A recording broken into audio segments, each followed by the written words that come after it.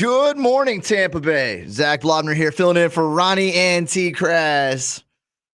I talked to them both yesterday. They're healthy. They're happy. I expect them both in studio tomorrow. John Mamol has already given me the green light. If they don't come back tomorrow, their keys won't work by Thursday. So there's a 24-hour window out there, gents. Excited to chat with everybody today, though, and have a lot of fun on the show. A really long weekend, but a good one. Hopefully you and yours were able to enjoy it as well. And we've got a ton on the show for you today to recap everything that you might have missed. John Ledyard from pewterreport.com is going to hop on and talk about the Bucs. I also want to bounce off. I know on Friday I mentioned Josh Rosen as a possible backup candidate, a trade partner with the Dolphins. I talked about the running back mess on the roster here in Tampa Bay. We're going to pick his brain a little. He's definitely a little deeper into the draft and some of these guys that have come on board, these rookies, than I am. So we'll chat with him about it at 8:30. We're also going to talk to Bob Herrig for the golf side of Tom Brady and the Bucs and what happened with him and his twosome of Phil Mickelson taking nothing but losses on the golf course when it comes to Tiger Woods and Peyton Manning on the other side. We'll get into that again. ESPN senior golf writer Bob Herrig at 8:10. Joe Smith, the Athletic Lightning insider at 7:30, going to help us break down why the Bolts said no to the 2014 playoff idea, the format that hopefully will have the NHL back and going sooner rather than later. Big deal, no deal at 7:20. And John Mamol, we're going to flip it. Instead of asking the questions, I'm going to answer the questions. He's got some good ones lined up for me. He's alongside me this morning. But I just mentioned the Tom Brady stuff, and we definitely want to get your reaction. If you watched the match, I want to know if you did, if you watched the whole thing, if you liked it, your favorite moments from it. We really want to soak up the sports. We haven't had a lot of actual games, or in this case, matches to break down here in Tampa Bay or on sports radio for quite a while. I mean, we've talked a little UFC, a little NASCAR, but this golf match that happened on Sunday is something we can actually chew on for a bit. And it certainly it changed the way that I prepped the show this morning as opposed to Friday. So if you want to get in, I want to hear your thoughts. 82945 is the text line. You can kick text over there at any point in the show, and we will get to them. We're also Facebook streaming live. So if you want to comment on the Facebook feed, you want to jump in on that stream, you can do so. You can call us, 888-546-4620. Phone lines are open now. We're starting early this morning. And you can always tweet us at Zac on the mic, ZAC on the mic, at 95.3 WDAE. You can get at us all those different ways and let us know what you thought about Tom Brady in the match. And if you didn't watch, I want to know. Hit me up. Let me know that you didn't watch the match. I know there's certainly been differing opinions on if it was watchable, how long you watched it. The one thing I know for sure is it did what the cause was set out to do. It raised $20 million for COVID-19 relief. And that was a smorgasbord of people kicking in money from the four guys that played in Manning and Woods and Brady and Mickelson.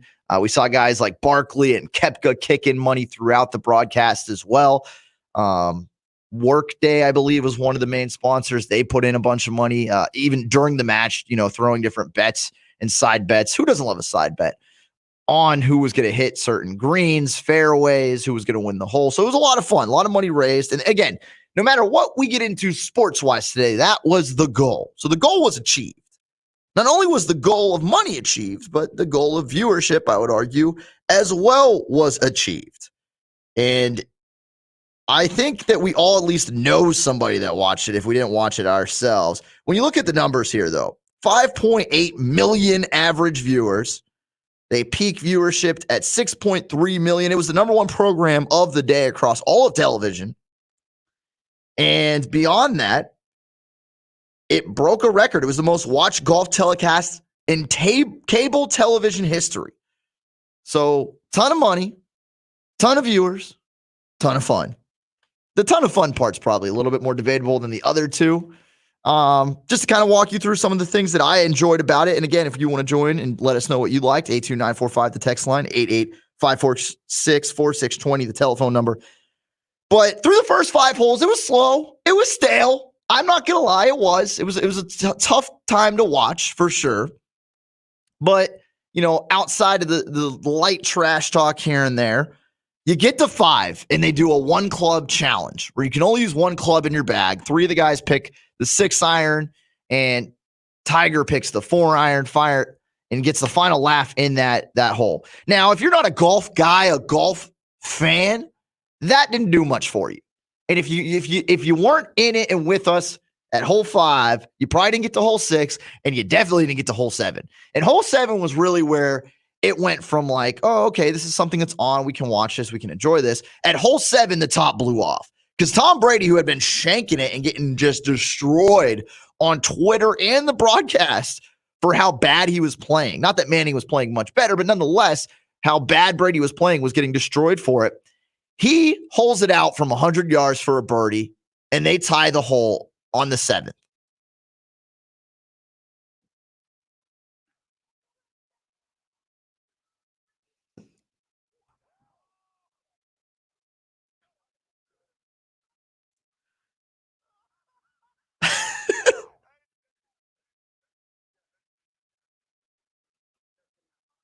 Yeah. I love it. Chuck is in Charles Barkley. Brady giving it back to him because Charles Barkley was just talking smack moments before that shot. And it was easily the best shot of the day. It was where everything went crazy. I was in a room. I had golfed earlier that morning with a couple buddies, and we went from just kind of sitting back watching it, BSing. We started yelling and jumping around. And from what I saw, the reactions on Twitter were very similar. That was the moment where you were like, okay, this feels real. This is fun. Fun. And from there on out, it was. But did you make it to the 7th hole? Did you make it to that point? Tom Brady, as he goes up on that same hole, by the way, splits his pants. He had to wear like pajama, like MC Hammer pants the rest of the match. It was kind of weird to see. I'm sure some sponsors aren't too happy about that, Under Armour specifically. But nonetheless, that was the hole where it all turned. So I want to know if you got to that hole. I want to know if you enjoyed the match. If you would be willing to watch the match 3, which is probably going to happen now. You had Phil and Tiger go in round 1. Phil won that. His twosome loses here in round 2 as Brady falls to Manning. There's probably going to be a match 3 at some point. Taking your calls at 888-546-4620. Let's kick it off. We're going to get a quick one in here from JC in Tampa. JC, did you watch? What'd you like? Zach, you know what? It was dead for the first 6. We know that. Tiger's home course, the rain didn't help. But, buddy, I tell you what, if you stuck with it, it got real good. It was good to see Brady hang in there. And I can see where if you're not a golfer, it might not be that great. But if you're a golfer, the way they started, Mickelson and Brady started conversing and going at it once Brady hit that shot. It was dead for 6, and then it got really good if you stuck it out. I thought it was a blast. Yeah, I'm with you, man. Appreciate the call there.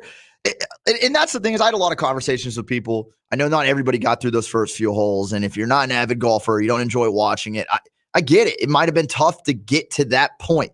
You know, Brady trash talk the Tennessee Volunteers a little bit, which I always appreciate doing to Ronnie Lane here. Ronnie and TKras shows Zac Blobner filling in for these gents in another beautiful Tuesday, another day in Tampa Bay. There was a little trash talk for the Falcons in there because of the black and red that Tiger usually dons and them talking about the different color schemes. Payton saying he didn't wear black and red because screw UGA. He's not giving Kirby Smart any extra recruiting material. So there were some fun moments, but nothing that really popped until then. And then it was competitive. You could tell there were 2 putts on back-to-back holes too, where Peyton had a chance to win a hole, missed a short putt. Brady, similar, had the chance to win a hole, missed a short putt. So there were some really enjoyable moments. Going to take some more of your calls and texts here. 888-546-20. You can jump on like JC just did. You can also text us. Easy to do so. 82945. We'll keep it rolling along here. And want to hear your thoughts. Facebook streaming as well if you want to hit us up that way. 29 teams. 29 of them agreed on the NHL season returning this summer under a new 24-team playoff format. Why your Tampa Bay Lightning were one of the 2 teams who voted no next.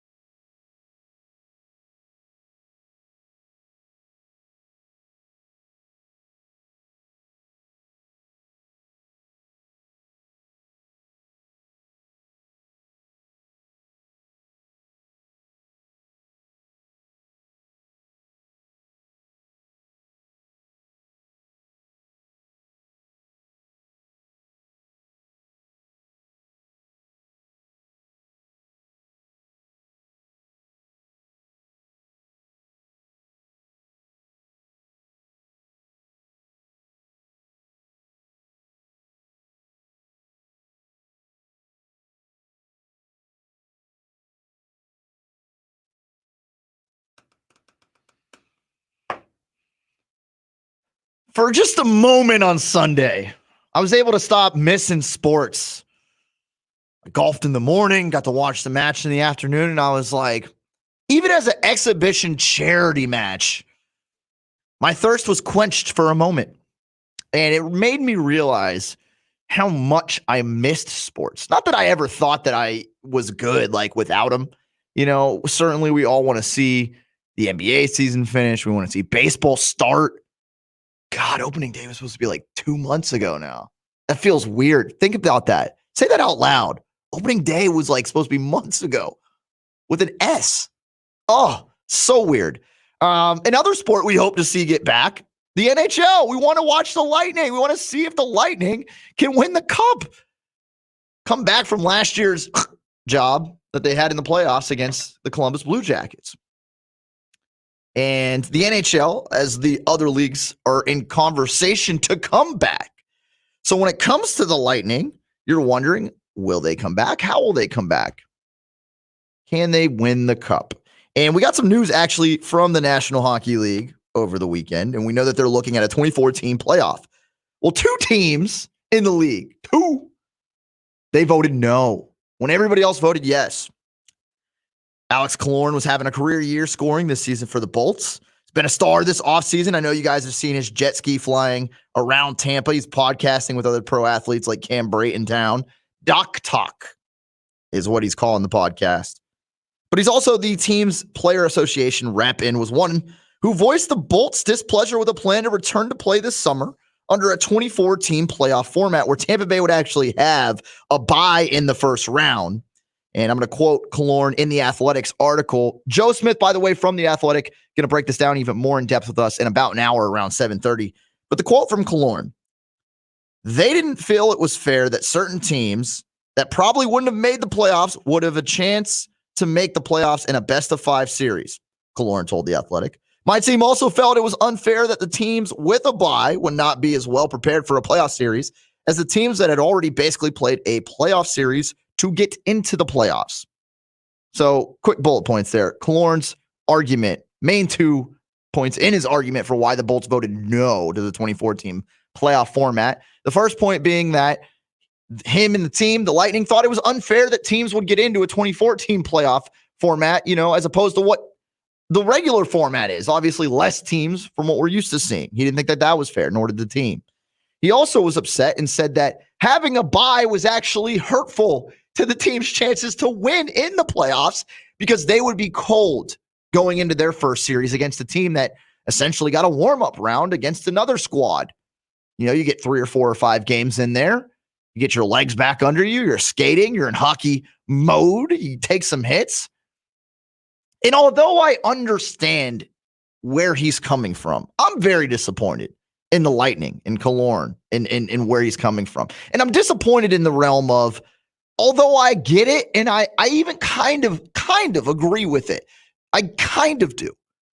But you're willing to shut down the season coming back based on the playoff expanding to 24 teams in the first round where it wouldn't even affect you as a team with a bye?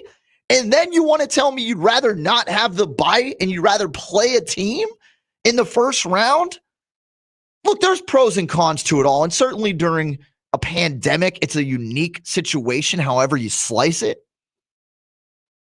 But in any playoff of any sport, at any point, you could argue, well, there's a team coming in hot, and that team was on the bye, so they're not going to be as ready to roll once the puck is dropped or the ball is tipped or kickoff happens, first pitch, whatever sport we're talking about.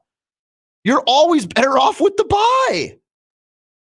Now, quick modification since this report came out and Killorn was able to talk about why the team voted no. There's been an idea kicked around where the 4 teams with the bye, the top 4 teams in the playoff that wouldn't play in that first round, could play a round robin against each other to either A, determine seeding, or B, simply just get them warmed up for the playoffs.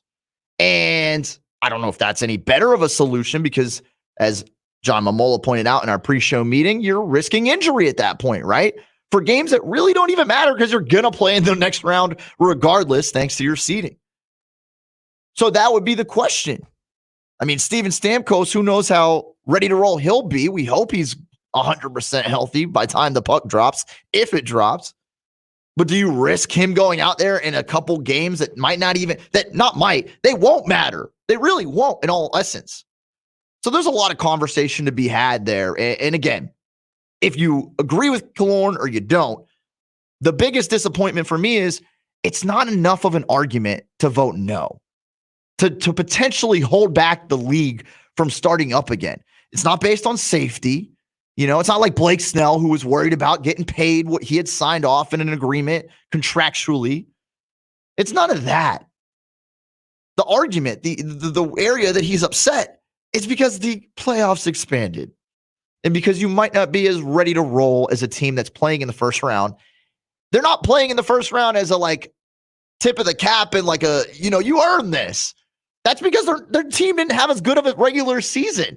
It's not a good thing that they're playing in the first round. Want to hear your thoughts. Zac Blobner filling in. Ronnie and TKras, hit us up. 82945 is the text line.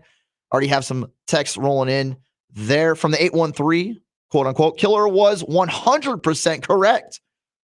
And like I said, I don't completely disagree with them. I just disagree that it's a big enough issue to vote no and potentially hold the league back from starting up.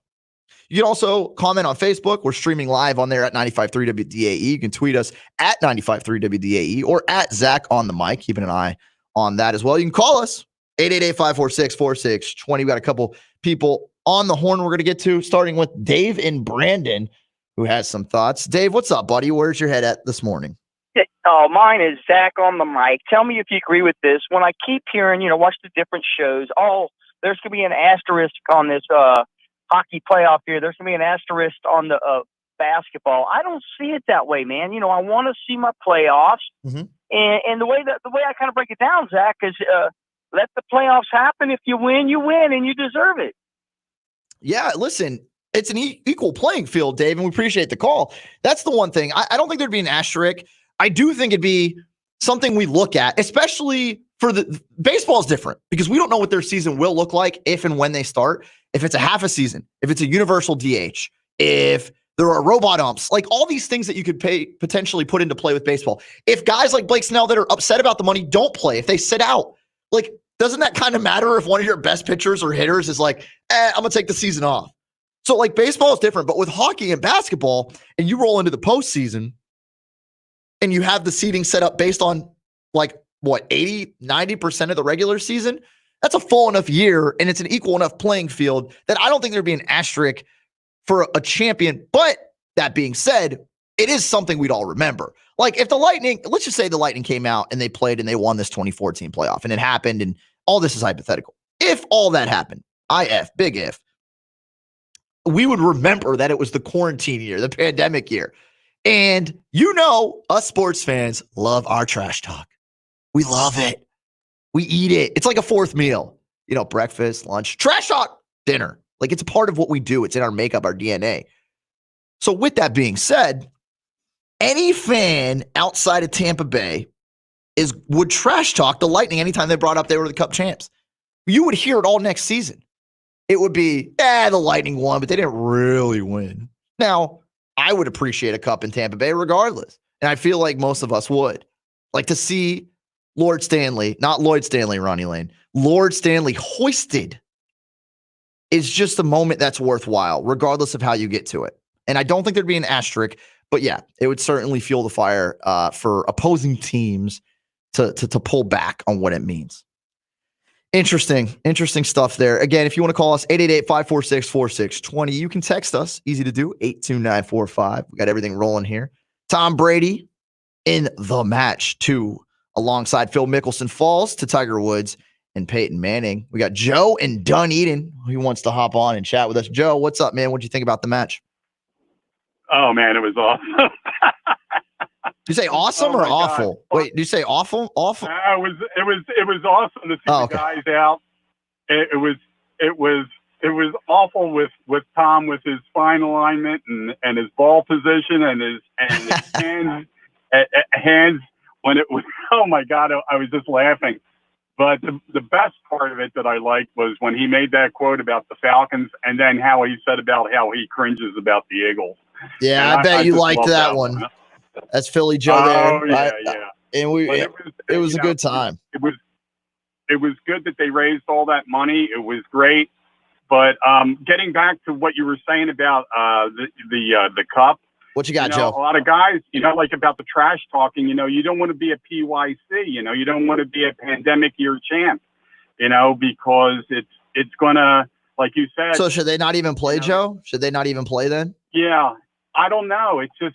Well, no. If you don't want to be anything like this, if you don't want to be a pandemic year champ, why even play? Yeah, I mean, but it's just we're just finish out the year and just say, well, let's just make it a wash. We'll finish the year out. So you want him to play and not crown a champ? Correct. Ooh, I don't know, Joe. We got to move on here. We're getting close to the edge. I don't know about that. I'm going to be honest. In my opinion, that's the worst idea. To play and not even crown a champ. What are you doing? What's the point?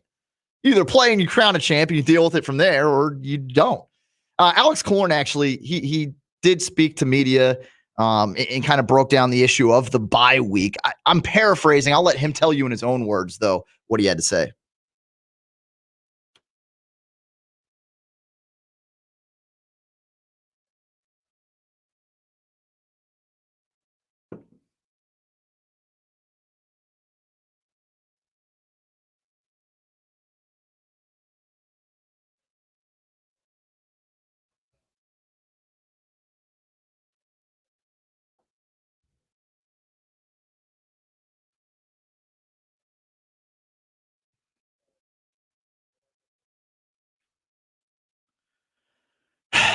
And again, I understand where he's coming from, but is it a big enough issue? And I don't view it that way.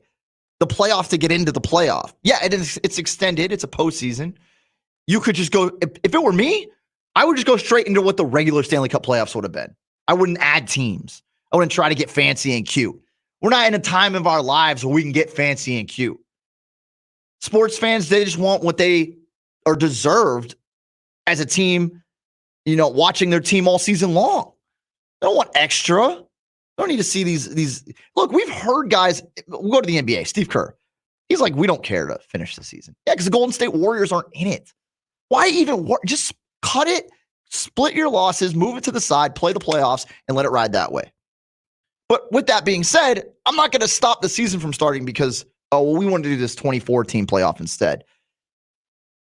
Fine, do it. Have your playing games. It doesn't. It makes no difference to me. March Madness gets bigger every few years. It's going to be like 100 teams by the year 2040, right? Like, who cares? Fine, do your playing games. More on that and more on Tom Brady. We got plenty of talk to come, both on the golf course and off it for your Bucs quarterback as we look ahead to different things occurring today. You can get us on Facebook if you want to watch the live stream. We do that every Monday through Friday now with the Ronnie TKras show. Zac Blobner here, filling on in. Can't wait to get to the big deal or no deal too. See what John Mamola's got up his sleeve for me. Gonna have a ton of fun. Tom Brady splits his pants. Is that the biggest deal that happened during the match? Talk about it next.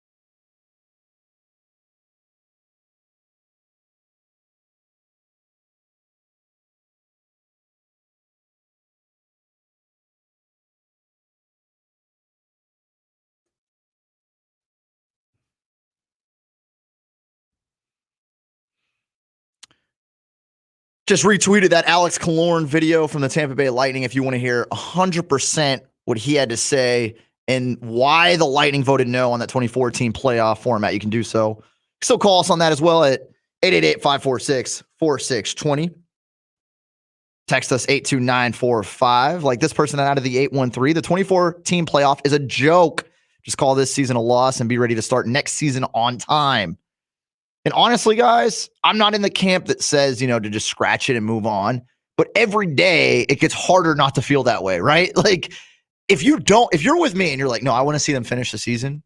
At some point, you got to cut your losses, right? Like at some point at the poker table, you got to fold a hand. Even if you love the hand, even if you got your pot committed, you got to fold at some point and get to the next hand. And the Lightning and the NHL, I don't think they're there yet. But this week, not only for them, but for the NBA and for a lot of pro sports, MLB, it's a big week, huge week.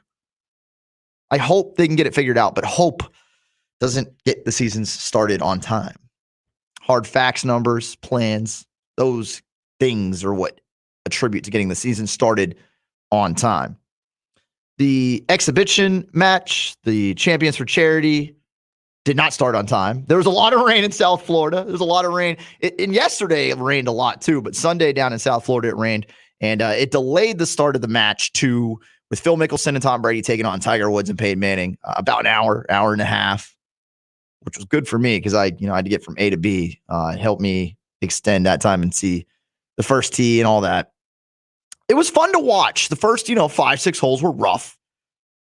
You had Tom Brady on hole 7, birdieing from 100 feet out, a beautiful shot. And us average golfers, right? Ham and eggers, as Ron Diaz calls them. When we get out there, we play a full round. And I don't know about y'all. I'm just looking for one shot. One shot I can brag about and boast about because 90% of them, I'm shanking, I'm leaving them short. I'm flying the green.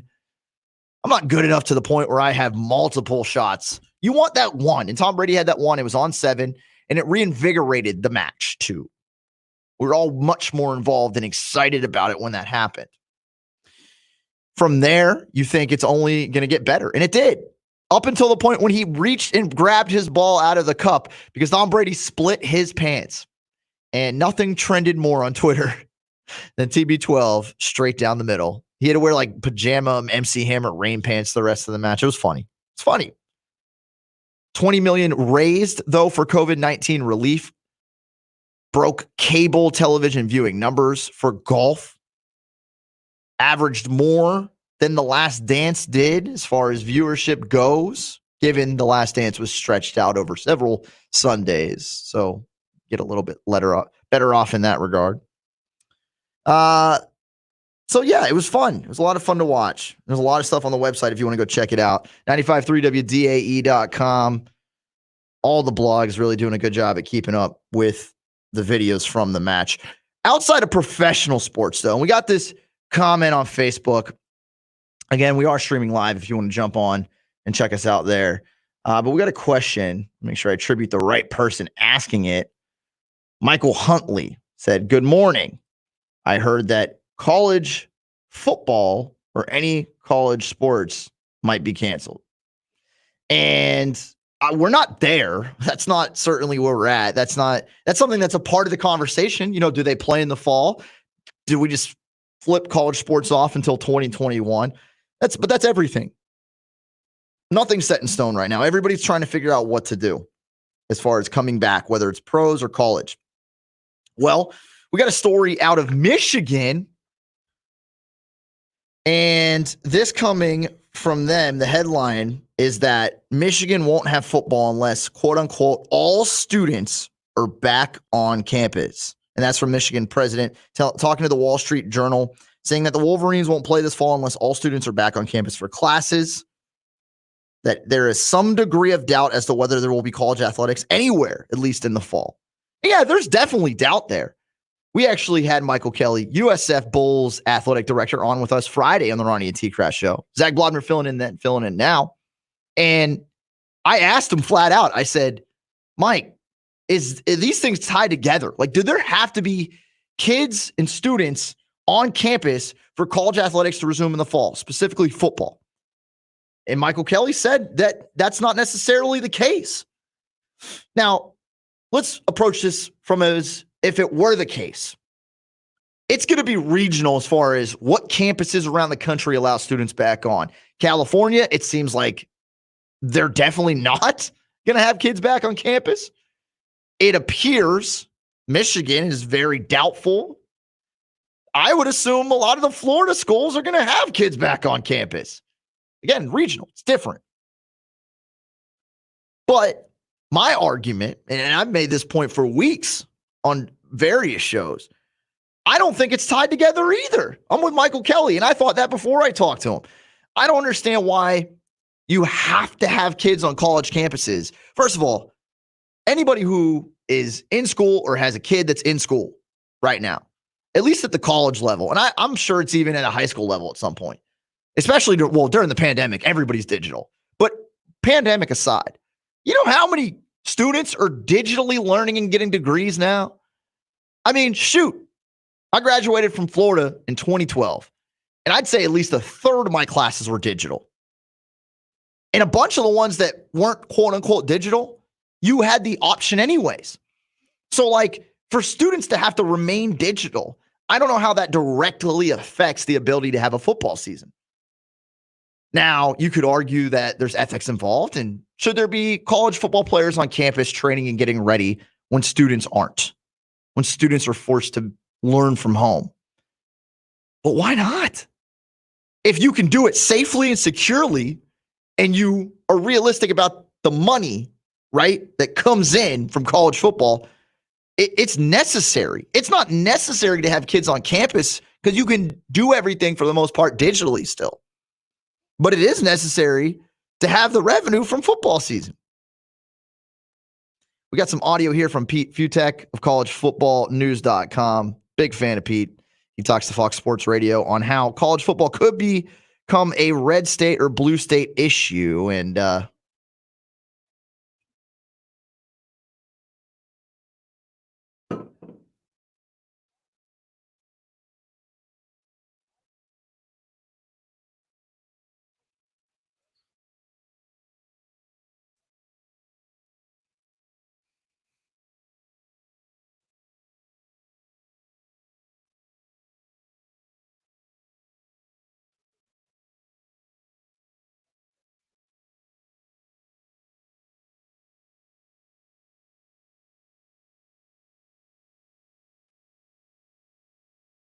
okay, well, then make a plan. What do you mean you don't have a plan? What are you doing?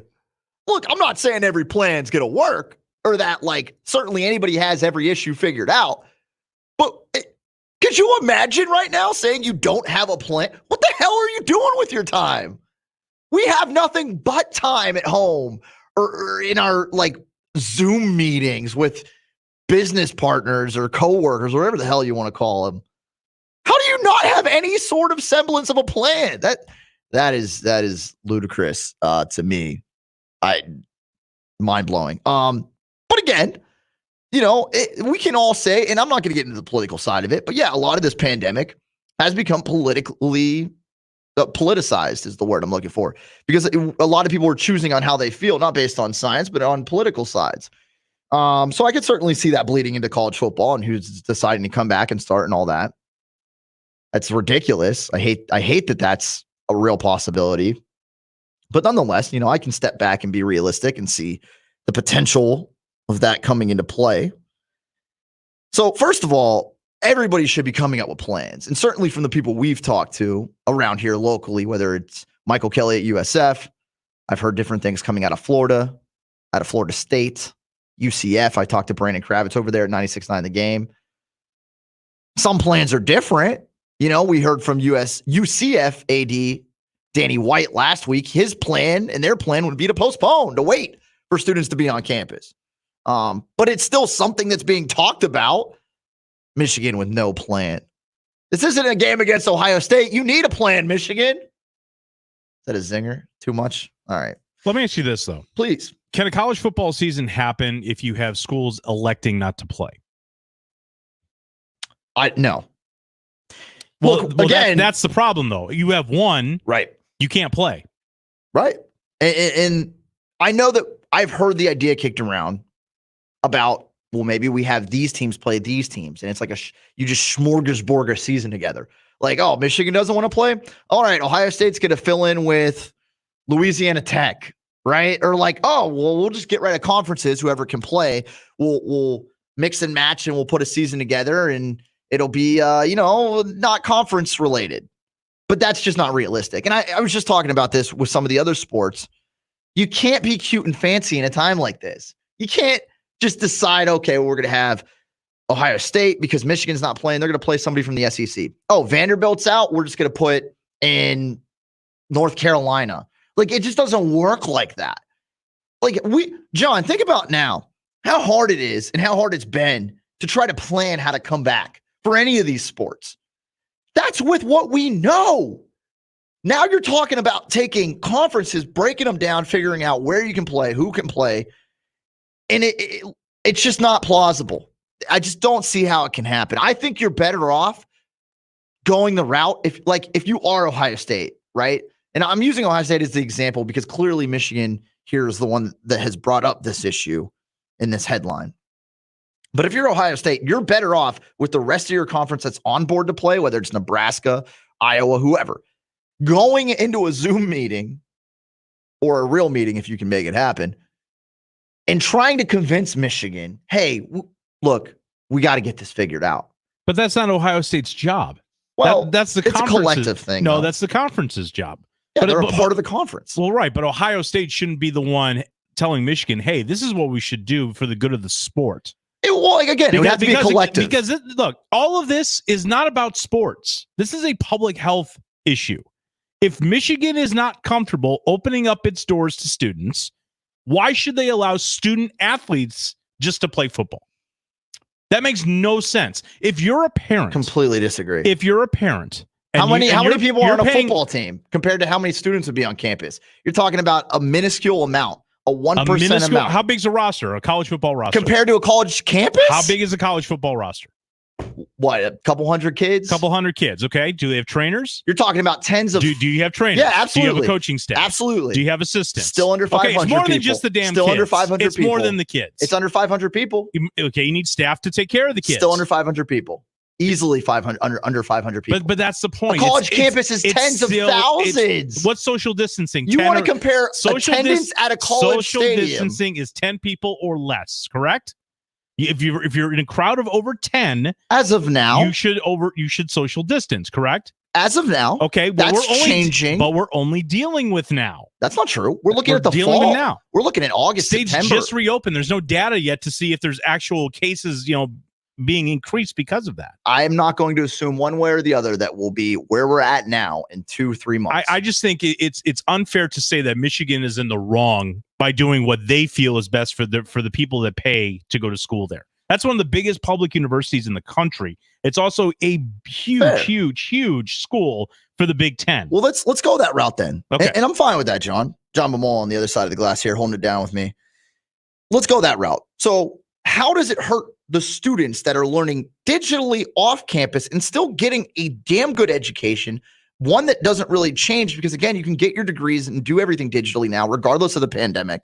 How does having the football team and staffing it takes to do football operations on campus, how does it hurt those students? Because the point is that it is not safe to return to campus.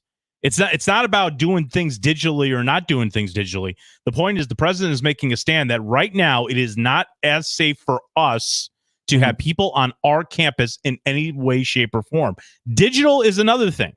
If you want to go to class in Michigan, do your stuff digitally, right. Fine, go for it. Okay? But you need people on campus to play football at the University of Michigan. If the president of the university risking his job on this whole decision, if one person tests positive, then what? So to your point, and it's a fair question. I don't think, and I've already made the statement here, so I'm going to reiterate that. It is a very different conversation for filling a campus with tens of thousands of students. And I agree with that. As opposed to 500. I agree with that, but it's more than just the kids. True. There's staffing involved as well. All kinds of staffing, especially with a Big Ten school and travel. Fine. we'll say it's 500 to 1,000. Okay. I'll highball it for you there. Thank Still a much smaller number than if you have campus Agreed. and staffing. 100% agree. But it's still 1,000. So we look to the pros, and it is different. And I understand that pros get paid, yada, yada, yada. But we're looking at it from a sports point of view. So they're going to have about the same amount of people, right? If like the NBA does go to Disney or baseball starts up, which all that's expected to happen before the fall, or let me rephrase. We hope. They're planning to, right? They're trying to. We don't know if that's going to happen. We don't know. But they're trying to. If those things happen before the fall, you're telling me that we can have pro league start up and get going. Now, if that doesn't happen and we get to August and we're like, well, look, NHL wasn't able to restart. NBA wasn't able to restart. Baseball still hasn't started or has hit a ton of roadblocks. Well, yeah, then at that point, I'll sit there right next to you and be like, yeah, well, if that's not working out, I don't know how college football or the NFL is. But as of right now, those leagues are planning to launch in the next month or two. And assuming those teams launch and those leagues full of staffing and stuff launch, if they can figure out how to do it safely and effectively, can you at least agree that you can figure out how to do it safe and effectively in the college level in a football field? You're dealing with professional paid athletes versus kids. Okay. It's different. It's much different. I mean, these kids get scholarships, most of them. Fair. Okay. So there's a level of exchange of services. I mean, you're getting an education for playing football, but at the same time, these are also kids, and they're not people that are signed to contracts that can make decisions for themselves.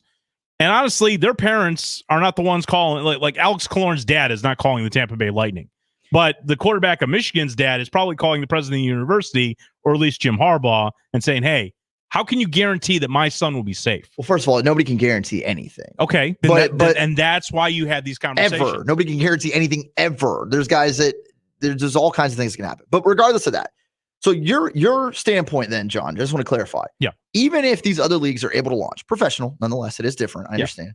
Are able to launch. That doesn't necessarily make you feel any safer about sending the college football season off. If my son were going to a university, a publicly funded university, and I'm paying for his education, I want to make sure that he can get the best treatment possible. Can every university in this country guarantee that? I would argue the Power Five probably could.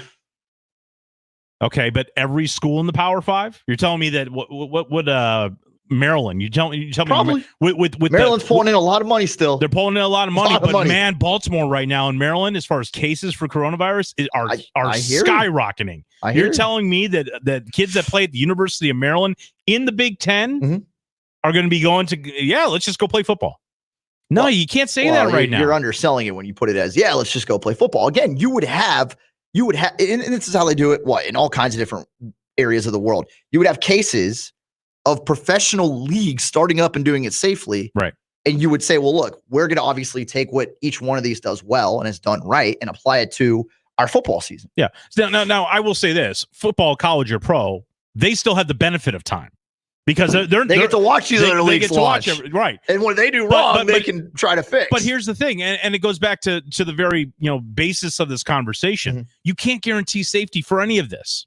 You can't. So how can you truly launch and have every player on board and have every franchise on board when you can't guarantee safety? But I don't think it's as much about guaranteeing safety. It's about how much you weigh the risk. Like, what is the risk in your mind? And in each person's mind, it is different. Because in life, you can't guarantee safety in any aspect at any point in any situation. And you could more likely get in a car accident than actually get corona right now. And I understand that. But you do have to have safety measures. You have to weigh the risk. And that's where we'll see the divide. Right. Because I think clearly in a state like Florida, which is differently affected than a state like New York, you mentioned Baltimore, the risk is going to be weighed very different at the USFs, the FSUs, than it will be the Michigans, as we've seen in this article. And not to play devil's advocate or even add to an argument here, but in the fall, going into the winter, this thing's going to resurge again. So if you don't have a treatment, if you don't have a vaccine, by then what? Just a lot of assumptions, though. But fair questions. There are questions, but fair questions. So you're potentially going to be in a situation where, let's just say that everything launches professionally over the summer. And again, it's It's a lot to consider because I don't know how likely it is. I'd say by the end of this week, we'll know one way or another. Probably we'll have a lot more, a better feeling of it. No doubt. But nonetheless, so let's say these leagues launch, and as college football, you're able to look at what they did right, what they did wrong, and apply it to college football and say, okay, we also are ready to launch, taking these best practices from professional leagues and applying them to our football and to our schools and to everything that is taken into consideration for a college football season, adjusting where necessary. Certainly, everybody's had to make adjustments. I would assume college football and the NFL will also in some capacity, no matter how much of a better situation we are or aren't in the fall. All that being said, we get to that point in the fall. You're going to say that potentially because everything could ramp up and be worse in the winter time that we're just not going to play football at all? You have to consider it. Don't you consider it at least? I don't know how much you can, just like we can't decide if college football can be played right now based on projections. It has to be on hard evidence, which would be leagues relaunching and doing it well and things going well. I don't know if you can project to not start because of what could happen down the road.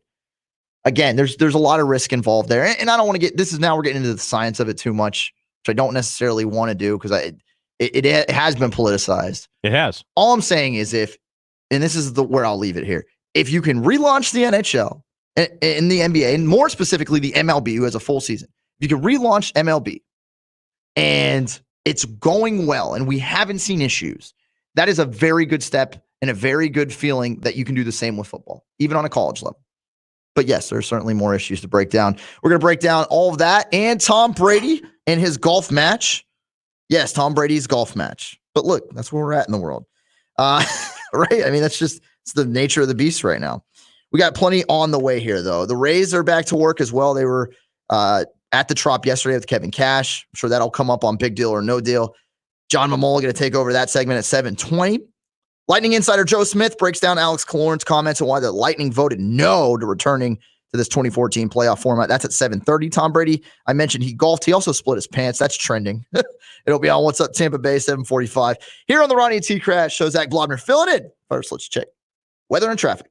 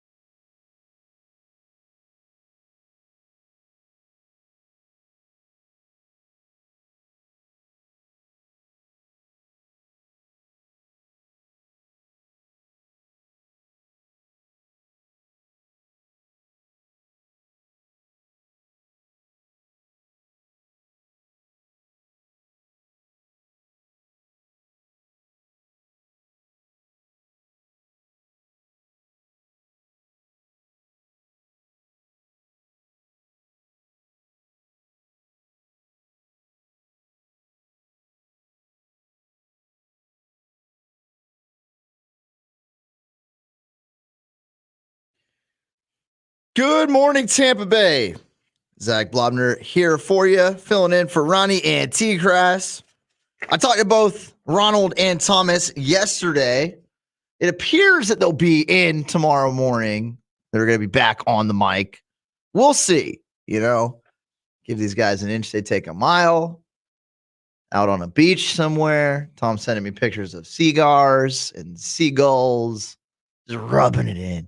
Now, all jokes aside, I hope everybody enjoyed their weekend, a longer weekend as we remember those in our military that have fallen, and somber, things to look back on, but also celebrating, right? That was one of the things. I never served. I talked to a lot of people, though, in my family and really close friends of mine that have, and, a lot of people kind of leaned on the side of celebrating those that have fallen in the lives that they had lived. So we'll continue that kind of thought process this morning here on the show. And we're going to celebrate a bunch of different things. In sports specifically, we do have an actual match to chew on a little bit, a golf match, an exhibition match, but nonetheless, real sports. It was live sports. And we've talked a little NASCAR, UFC, and other sports that have returned over the last month, but seeing Tom Brady actually compete the first time as a Tampa Bay Buccaneer was something special. We're going to talk a little bit of Lightning this hour as well with Joe Smith. He'll be on at 7:30. The Bolts voted no on the 2014 playoff format. One of the only two teams in the NHL that voted no. We're going to get more on that, again, with the Athletics Lightning insider Joe Smith at 7:30. What's up, Tampa Bay? We'll have all the trends here locally. Big deal or no deal with John Momola helping me out at 7:20. But back to the match. Champions for charity. Tiger Woods and Peyton Manning take down Phil Mickelson and Buccaneer quarterback Tom Brady in the match 2 this past Sunday. I had a lot of fun watching it, and the fact that they raised $20 million for COVID-19 relief is the headline here. And we'll break down some of the fun parts in the viewership, but $20 million raised. That's really the best part of the whole match. And them getting together. And there was a plethora of people that kicked in money to that, right? Workday was sponsoring Phil Mickelson. So certainly we saw them add in extra money, side bets. We all love a good side bet. Brooks Koepka getting in the mix. Charles Barkley was not only commentating and in the broadcast booth for it, but he kicked in some money. I'm trying to think who else. Justin Verlander, JJ Watt, just a few that are popping into my head. We saw a lot of different people getting involved from the financial aspect and having fun with it too. There was some trash talk. Look, the first 5 holes were pretty stale. I'm not going to cut it any other way. The rain delay didn't help the broadcast once it did start. And if you're not a golf fan, yeah, it could have been kind of hard to get through holes 1, 2, 3, 4, 5. 5 was kind of cool because it was a 1-club challenge. You can only use 1 club. 3 of the guys went with their 6-iron. I believe Tiger went with his 4. And that was fun. But again, if you're not a golfer, I could see where you'd be like, you're losing me. I want Tiger and Peyton and Phil and all these guys just going at it, getting nitty gritty. I get it. But by hole 7, if you made it to hole 7, you were treated with something pretty damn badass. And that was Tom Brady from 100-ish feet out, holing it for a birdie. And it just turned the course of the match. Everybody was having more fun. It got more competitive. Overall, just up to the ante, up the stakes.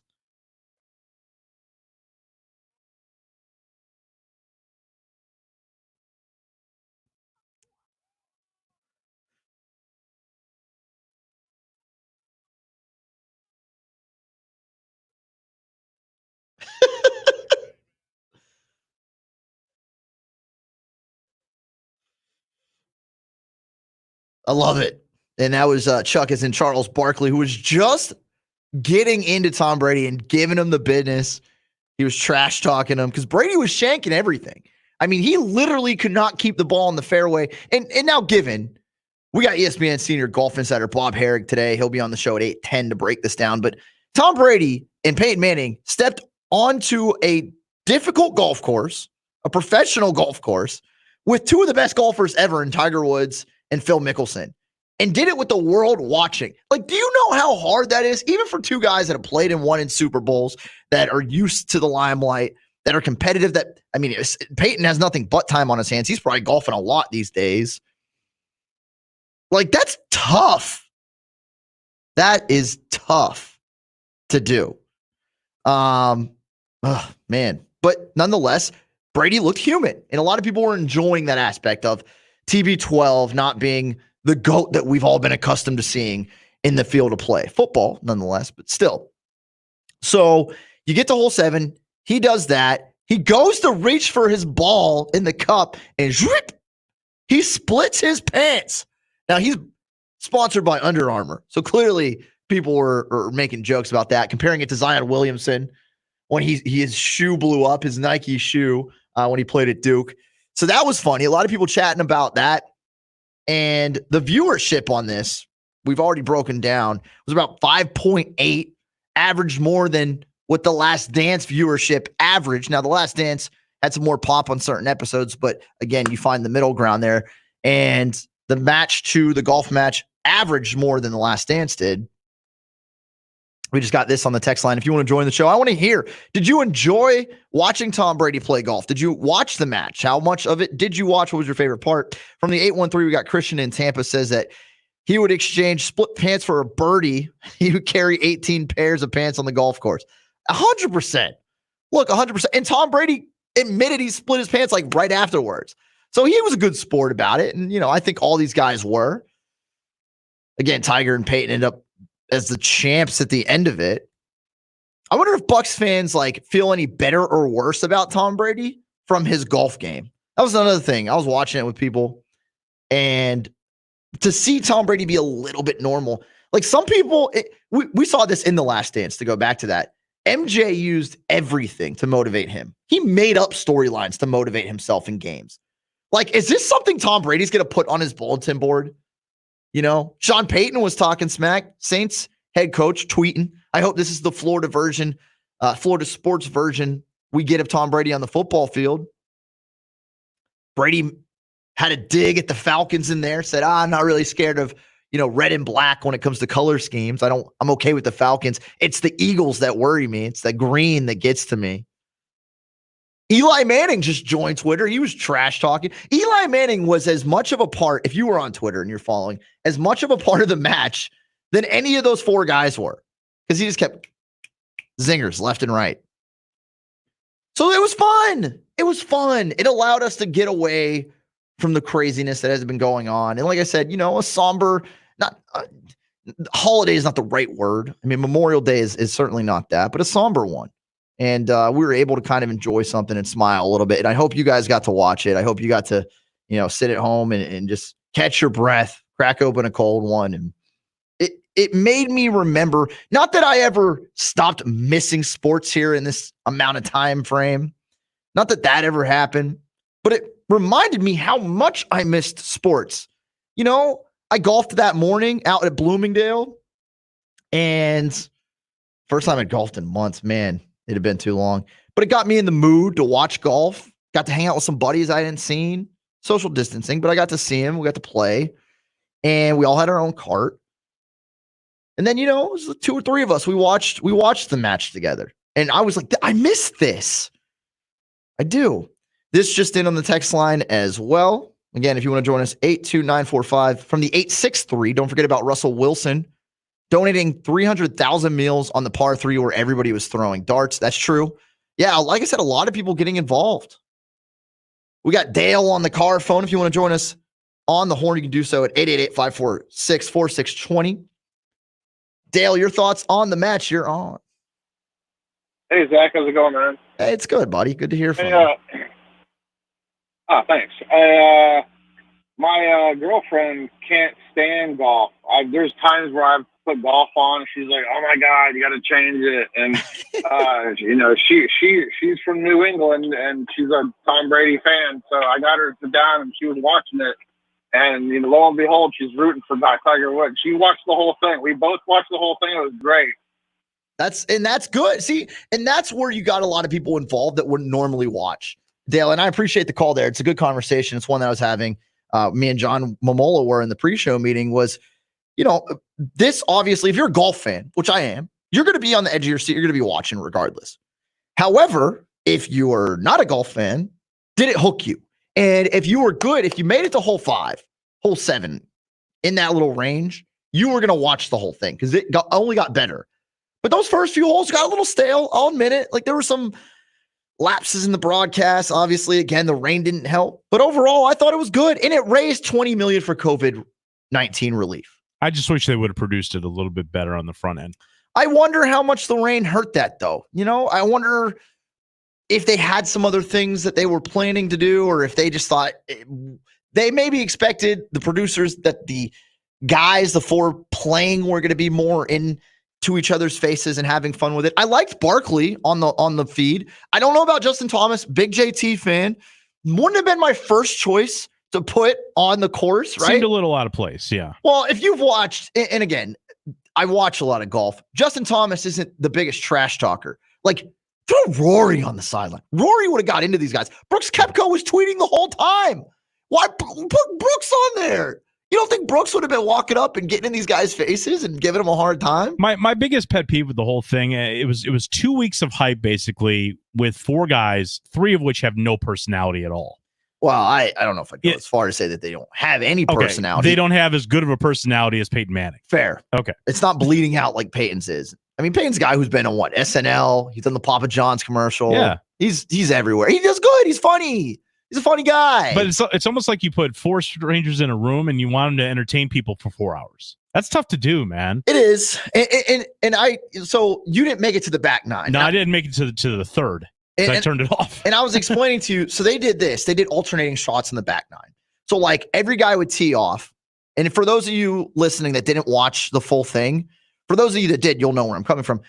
So on the back nine, they alternated shots. So everybody teed off. You took your team's best tee shot. So if Mickelson crushed the ball and Brady didn't, they would use Mickelson's shot. And then Brady had to hit the next shot. That was more entertaining because then you had Brady and Peyton going at it on putts, and like Tiger and Phil are standing behind him like, dude, you better hit this putt. Like, because you had to alternate shots. But why didn't they do that on every hole? It's a great question. And again, because that would make it more interesting. What was the most interesting thing of this whole thing for me on the first couple holes is Brady picking the mind of Mickelson on almost every single shot he was hitting. He leaned on him a lot. Did a ton. And you, if you're in that situation, you should, right? Like, right. Yeah. It's funny because not to keep comparing it to The Last Dance. You had that scene in The Last Dance where Rodman broke down how he rebounds. Mm-hmm. That reminded me when Phil breaking down how he putts and approaches different shots. I was like, oh, this is like crazy. Like I never think about it. It's a little unfair to compare the ratings though to The Last Dance. The Last Dance started at 9:00 at night. Yeah, fair. It's average. It was average ratings too. I mean, some of those. I mean, you put that thing in the middle of the day, just like this golf thing. Yeah, that would have been much better. Now. Also, can't get rained out on The Last Dance, and it's all pre-produced. Like none of it's live. So exactly. There are some things that play for and against it. But yeah, the alternating shots I thought really helped the back nine pop. On that seventh hole, you had Brady with the birdie from 100 feet out. It took a while to get there. And unfortunately, the four guys collectively with their personalities weren't enough to carry you through the first 5 holes. And if you weren't a golf fan, you probably didn't appreciate the one club challenge on 5. Overall, though, raised a bunch of money, got a ton of viewership. It was a win. It was an exhibition match. I enjoyed it. I hope you did as well. We got a ton up on the blog at 953wdae.com if you missed any of it from the splitting pants. I believe that's on the Pat and Aaron page if you want to check that out. We got tons up there. So go check out all of it. And it's going to be a while before we see the match 3, which I assume is going to happen because Mickelson won the first one, Tiger with Manning, but Tiger wins the second one. We don't do ties here. You need a tiebreaker. The Rays are back to work. What did Monday look like? That and more. We got big deal or no deal. John Momoa throwing high heat in just a matter of moments. Stay with us.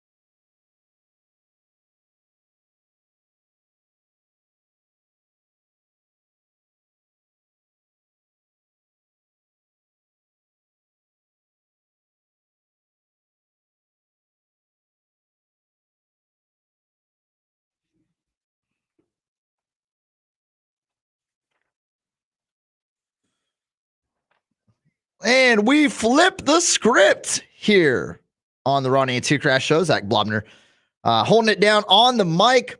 So, of course, our big deal or no deal segment, which is presented by Jerry Ohm, Ram, and Jeep, is going to flip over to John Mamola. He's in my chair. This is weird. It's like Bizarro World. Bizarro World that you're on that side of the glass this time? I feel like I have to ask you questions.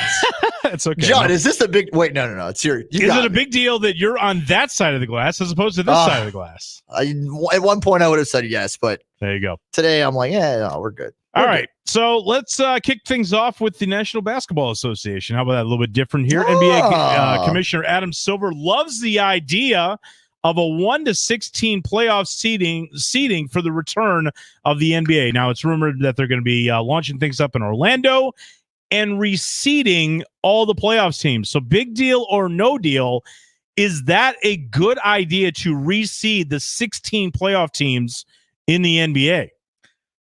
I think it's a good idea. I think it's a big deal. I like it compared to what the NHL is talking about doing, right? If you just look at it on an island, maybe not a big deal. Maybe it's a no deal. Hey, I'm against it. But if you compare it to what the NHL is looking to do, they're expanding, they're getting cute, they're getting fancy. I'm kind of with the NBA on this one. I would lean more towards what they got going on. Yeah, I agree. I like the idea of getting your playoff teams together and just making it unique. Don't add extra teams. Don't basically stack it like it's going to be stacked, but make it a little different because it is different. It's supposed to be different. You're doing it at Disney with no fans and anything like that. So I love the idea. And plus, Adam Silver's been trying to do this anyway when normal times of the NBA are going on too. So there's no better time than now to do something like Makes this. sense. Look, Silver, very good commissioner for the most part. We've had some moments with him the last couple of months where he stepped in it, but this is good. This is back on track. Let's go to the WWE. Monday Night Raw last night brought action with title ramifications to the Performance Center in Orlando. But for the first time, the WWE did crowd. They had people that work at the WWE and NXT wrestlers as crowd members so they can have a little bit of an ambiance for Monday Night Raw. So big deal or no deal, the WWE using their own personnel as fans. No deal. I hate it. Look, at that point, just pump in the crowd noise, right? Like, produce it. Have somebody who is strictly the audience-based soundboard producer, and they get to pick what to pump in, the oohs and the ahs. I mean, look, at that point, they're like paid actors in the stands. Close. Are we really that desperate for crowd noise at sporting events? Like I know they've piped in noise before. We're getting there. But I don't seriously, think we're there come yet. on. It's do we really need the crowd effect? It's fake anyway. Whoa. Just leave it. Leave it be. If you have two guys wrestling in a ring with a ref, leave it silent. It's fine. You're lucky our boy Titus O'Neil isn't in studio. Oh, today. you know what? I'm not calling it the F word. Or you know what? Get better commentators that can entertain you. Ooh, there's you got a the shot. gloves off there's right a shot, now, man. John. I'm just saying. Titus O'Neil is going to be in studio at some point in the next year. You better make sure you're out that day. I'll just leave it at that. I don't get here before 9. Eli Manning, you mentioned this in the last segment. He joined Twitter on Saturday afternoon. 35 tweets in 2 days for Eli Manning. Boy, he got busy. But that also included 7 promo tweets for advertisements. Big deal or no deal, Eli Manning on Twitter advertising product. Were they all Frank's Red Hot? Because I know most of them were, yes. I was down for the Frank's Red Hot ones because it's just such a random, like, how does Eli Manning get in cahoots with Frank's Red Hot sauce? I use Frank's all the time, by the way. Yeah. So, like, for me, that aspect of it, John, I was like, I'm cool with it. I don't know if he was pumping anything else. At first, it made it feel inauthentic. But yes. The tweets were, whoever was writing them for Eli did a good job. Oh, you think they were written for him? Well, yeah. Nobody just gets on Twitter and hits home runs like that. Here's the bigger thing, though. Eli gets on before Peyton. Don't you think Peyton, between the two of them, wouldn't have been on Twitter first? Because he's got a better personality, I think, than Eli. I think Peyton is still in, like, enjoying the honeymoon phase of his retirement from the NFL. Because think about it, and we mentioned this, he could do anything. He could become a part of SNL's crew all the time. He could do Monday Night Football. He can do whatever he wants. Payne is just waiting to pop. And then once he jumps back into the limelight, it's going to be hard to stop. And he's going to be pulled in a million different directions, including Twitter. So I think he's just waiting. But Eli, big deal. Big deal. Let's move to college football. We talked about this actually a little bit earlier, but the president of the University of Michigan coming out basically saying if there is no on-campus instruction, there will be no intercollegiate athletics, at least for Michigan. Now, they did cancel spring sports because there were no kids on campus. And now the president is saying that if that doesn't change for the fall, then no football. So big deal or no deal, Big Ten football without the University of Michigan. It's a big deal. And look, regardless of how I feel about it or how you feel about it, the fact that this was said, you can't argue it's not a big deal.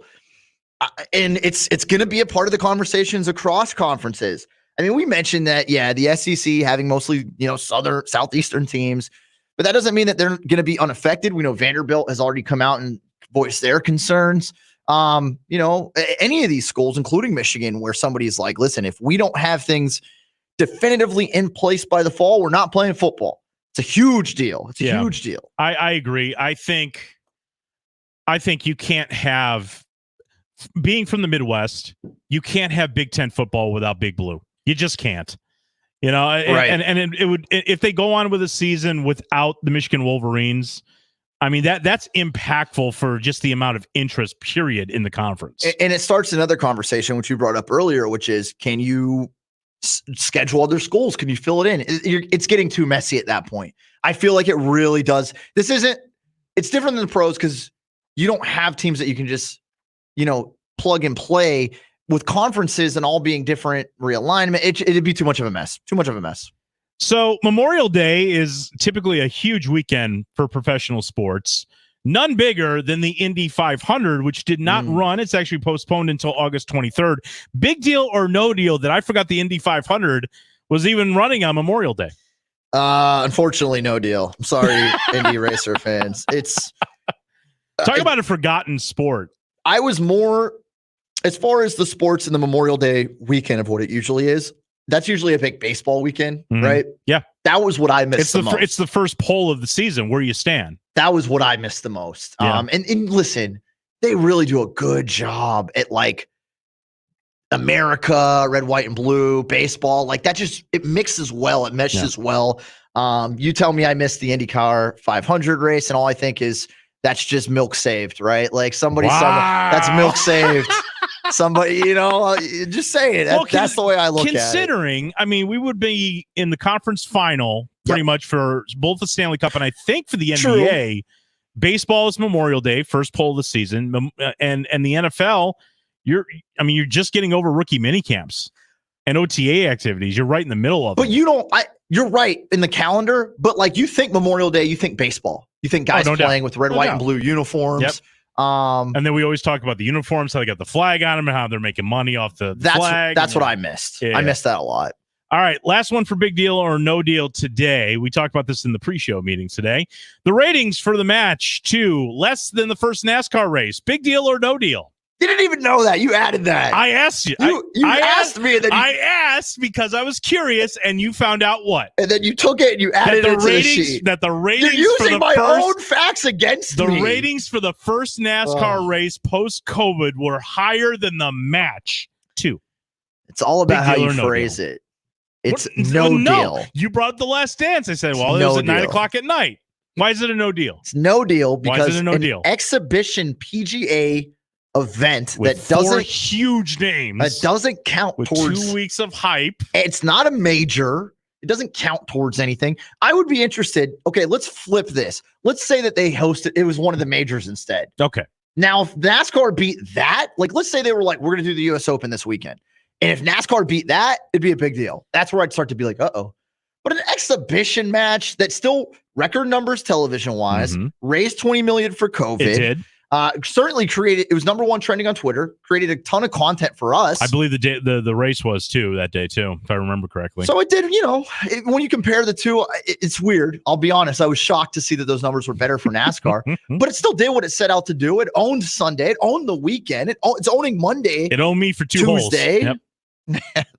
So there's a lot to love about it. So no deal. You don't think an average NASCAR race does It's- better numbers. But again, it's than how you Tiger, phrase it. Phil, Brady, Manning. My argument is that it wasn't an average NASCAR race. It was the first race back. People starved for sports. This was the first time Tiger Woods has played golf, the biggest attraction in the sport. Phil Mickelson, the second biggest attraction in the sport. I would say if you're going to consider what happened in the match as a real PGA event, then you can't call NASCAR's race an average race. That's an average race. It's one or the other. It's either an average race and an exhibition golf match, or it's a PGA event against NASCAR coming back. Like it can't be both ways. It has to be one or the other. Regardless, it was fun. Can we just enjoy it? Big deal or no deal? We usually do that on Mondays, by the way, folks. But we made an exception for you, obviously not on air yesterday. Big deal or no deal presented by Jerry Ulm, the #1 Ram Jeep and dealer in Florida. Zac Blobner here filling in for Ronnie and TKras. Those gents expected to come back and join the ship tomorrow. We're going to pivot here. We got Joe Smith from The Athletic joining us. We've talked about a few different things today when it comes to the NHL and them trying to get back to play. Certainly Alex Killorn talking to media and explaining why the Bolts were one of the 2 teams that voted no. That chronicled in The Athletic as well. It was an interesting point that I saw over the last couple of days. And I personally, again, I was disappointed to hear that from the Lightning because we're starved for sports. We want to see these guys come back and play. Let's pivot to the Solar Bear DAE hotline right now where Joe Smith is standing by, Lightning Insider. And Joe, the Lightning voting no on a potential season return this summer that would involve the 2014 playoff format. What can you tell us about that, my friend? Well, good morning to you. First of all, obviously with what Killorn told me over the weekend is that as the player rep, he talked to all the guys on the team, and it was overwhelming that they all want to come back and play. They're not against a return to play option and not against having a playoffs in a certain form. What they were asked to vote on this particular subject, which was 2014 format with the play-in, and they felt there were, as a whole, there were a couple of things that they had concerns with that they wanted to see something potentially done different. And number one is the fact that the teams that were in top 4 of each conference would be playing kind of round-robin games for seeding, which is not quite the type of level as it would be for the play-in best-of-5 series. It's more of a playoff, play for your season, desperation type hockey that, so it would be kind of an unfair advantage that one team may be playing actual playoffs that are meaningful is something versus the teams that were the higher seeds like the Bostons and the Tampas that were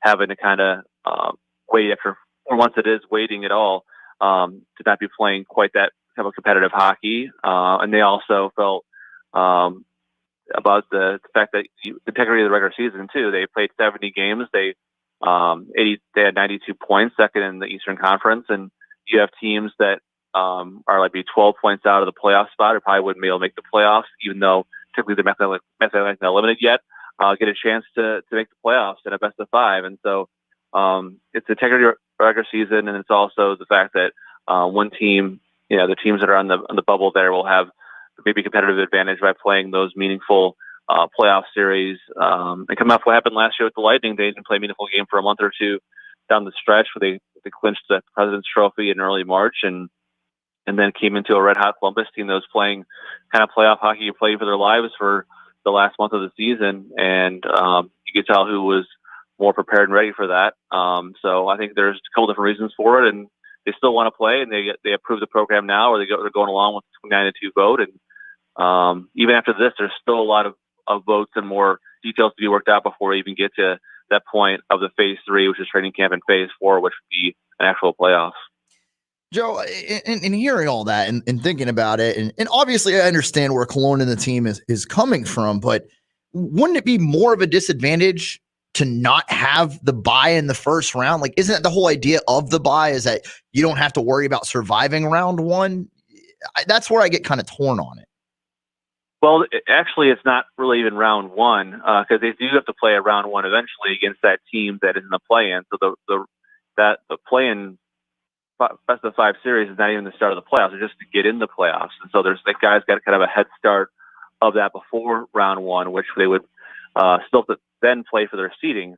So even if they clinch the second spot in the Eastern Conference, now they have to play for their seeding to be able to see if they get who they get in round one of the actual playoffs. So I get your point there, and I understand that, but it's more so that they're not even in round one yet. Teams going to get a chance to get a little bit of a head start in playing some really competitive, desperate hockey, and then they'll have to be ready for that. And that's up to them, of any teams that are in that situation, to be mentally and physically prepared. And this is just such an unknown situation, being away from hockey, not skating for months, and get them back into game shape. So I think they're not the only team that had some concerns with the setup, and Carolina voted no as well for different reasons, of course. But not every team is happy with this. I'm sure a lot of them are going along with it because they want to make sure to play hockey. They all want to play, but there's still a lot of different details that need to be worked out before we get to that point of actually returning to hockey.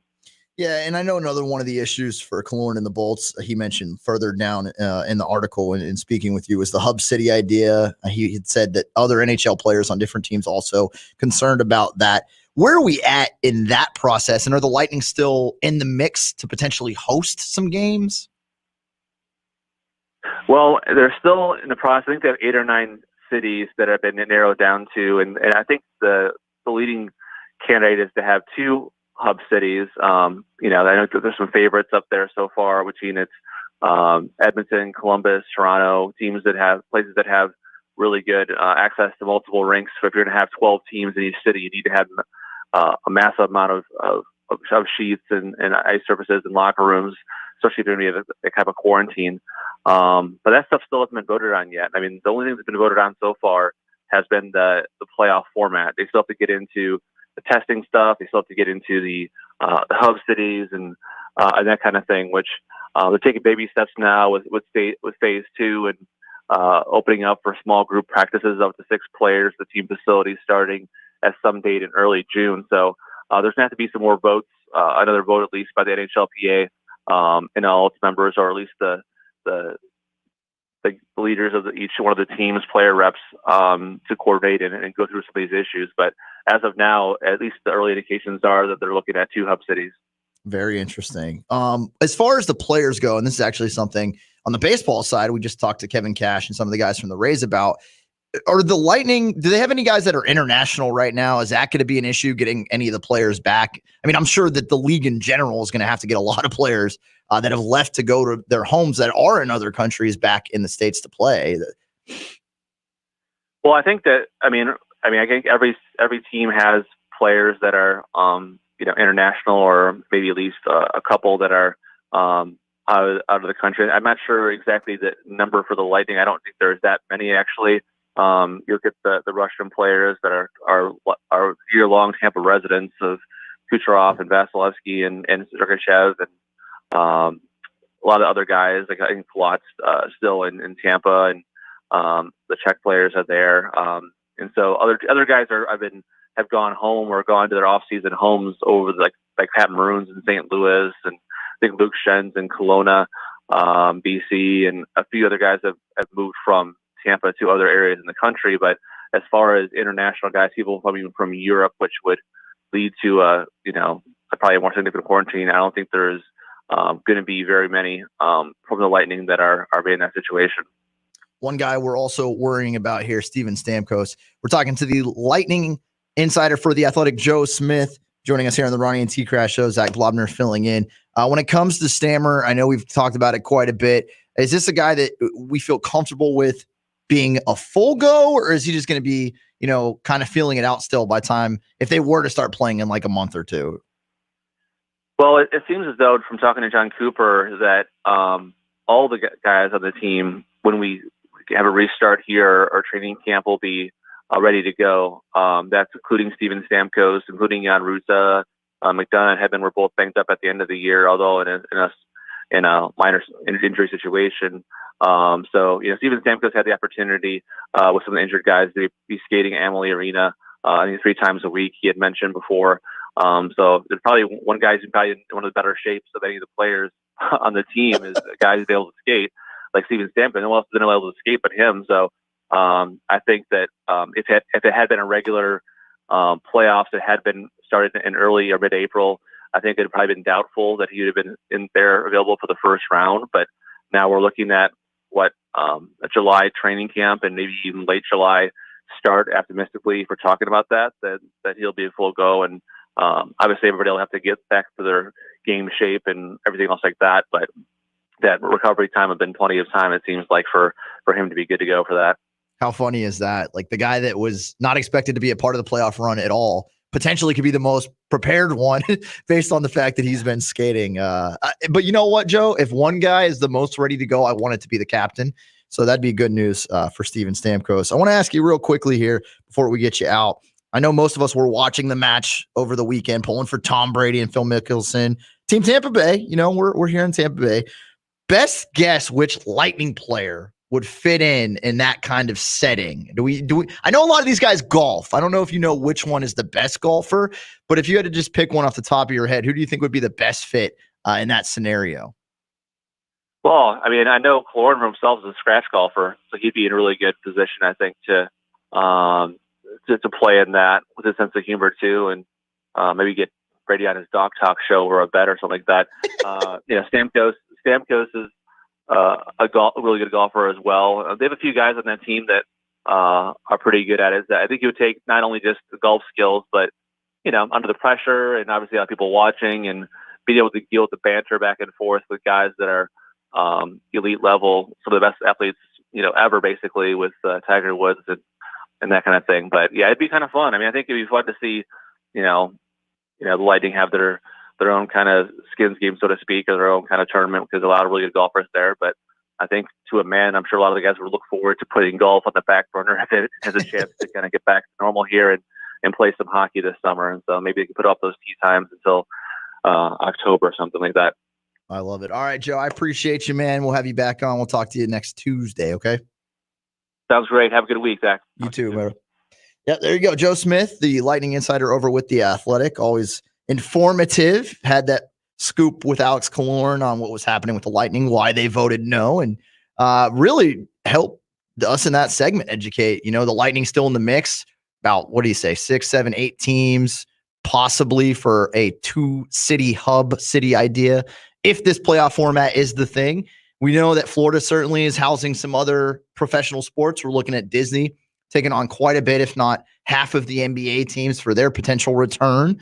So, I mean, you could see here in the state of Florida and in locally, you could have the NHL playoffs split with half the teams in Tampa, the NBA split half the teams in Orlando, and the NFL and college teams, more prepared to get back to work because of Florida's state compared to others when it comes to this pandemic. So quite an interesting piece of information there.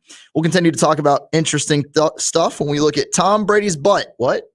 Yes, his split pants trending. What's up, Tampa Bay? That's next.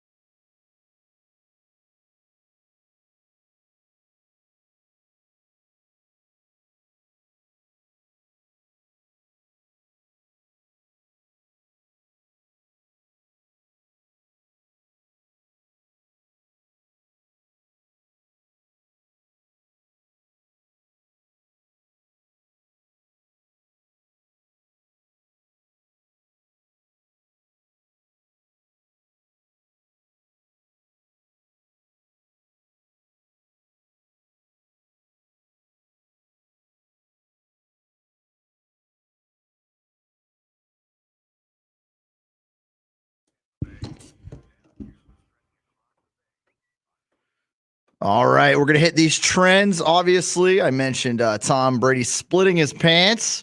The match 2, the number one trending thing on Twitter Sunday. So not only did it raise about $20 million for COVID-19 relief, it was also viewed by practically everybody that was watching TV, at least somewhat, based on their numbers. And Tom Brady's split pants after he, from 100 feet out, birdied hole 7. Those two things specifically trending the most. Also, Tom Brady stepping on Peyton Manning's Smokey Vols mascot golf cover head. That was one thing people had a lot of fun with too. And Eli Manning tweeting hashtag Frank Red's hot, promoted tweets left and right, trending. We'll get outside of the match though, because there are other things that were and are trending, including Dwayne "The Rock" Johnson, his return with a new season of The Titan Games. That was something people were enjoying for their 2-hour premiere on Monday. I don't know if you guys watched that. It's like a modern day like gladiator type thing, but everybody competing are athletes. So you don't have like random people going up against quote unquote titans. It's a fun show. It's a game show type setting worth checking out. I mentioned a few weeks ago on What's Up Tampa Bay that Elon Musk and his wife, I believe, or girlfriend, whatever, their kid, they named him a math equation. It's like XAE, A minus 12, because that's like the kind of thing that Elon Musk would do, right? Apparently, they did change the baby's name and added some more math equations to it. I don't know. Look, that baby's going to come into a lot of money, which I'm sure is nice for the kid, but you can't name your kid a math equation. Just not a smart thing to do. Uncut Gems, Adam Sandler. I don't know if you were able to see that when it was out in theaters. I thought it was good. Kevin Garnett was really good in it. The good news is, though, it's now available on Netflix. So if you haven't seen Uncut Gems, sports type movie there, you can go check it out with a Netflix subscription. We're all looking for new stuff to stream, right? Well, there you go. And again, Kevin Garnett in that got a lot of love because I don't know if we'd ever seen him acting before, but he was himself in it, which helps when you don't have to actually play a role. But he was really compelling in it, I thought. The scenes where they had him in it, it was very believable. I don't know if a lot of athletes can transition into movies and be believable. Kareem Abdul-Jabbar obviously doing his thing in what was that, Airplane? Believable. He was funny. We talked about Peyton Manning. He's on SNL. He does different things. He's funny. Another thing trending here. What if you worked at Dunder Mifflin? Where would you be? Everybody loves The Office. You know, would you be an intern? Would you work on accounting with Kevin and Angela? So a lot of people bouncing around that idea, trending as well. An argument about banana strawberry milkshakes because, and we know that Ronnie Lane loves his, today is National Chocolate Chip Cookie Day stuff. Well, apparently a lot of people were talking about banana strawberry milkshakes. I'm not a big fan. I'm not a huge fan. I'm more of like, I just go chocolate or vanilla. If you can get like cheesecake bites added in. So people arguing about their favorite milkshake and a game of what is this called, where people share their cereals and you got to guess what cereal it is. Twitter gets weird. I'm telling you, some of these things, cereal, that's how you know it's the morning people, because it's a breakfast thing. Whenever that happens, you know what crowds you're dealing with. We know what crowd we're dealing with here as we continue. What's up, Tampa Bay? Those are the main trends for you as we continue to roll through another loaded show. Still a lot to come. We're going to have some help here to break down the biggest stories over the weekend. We've got ESPN senior golf analyst Bob Harig on the show.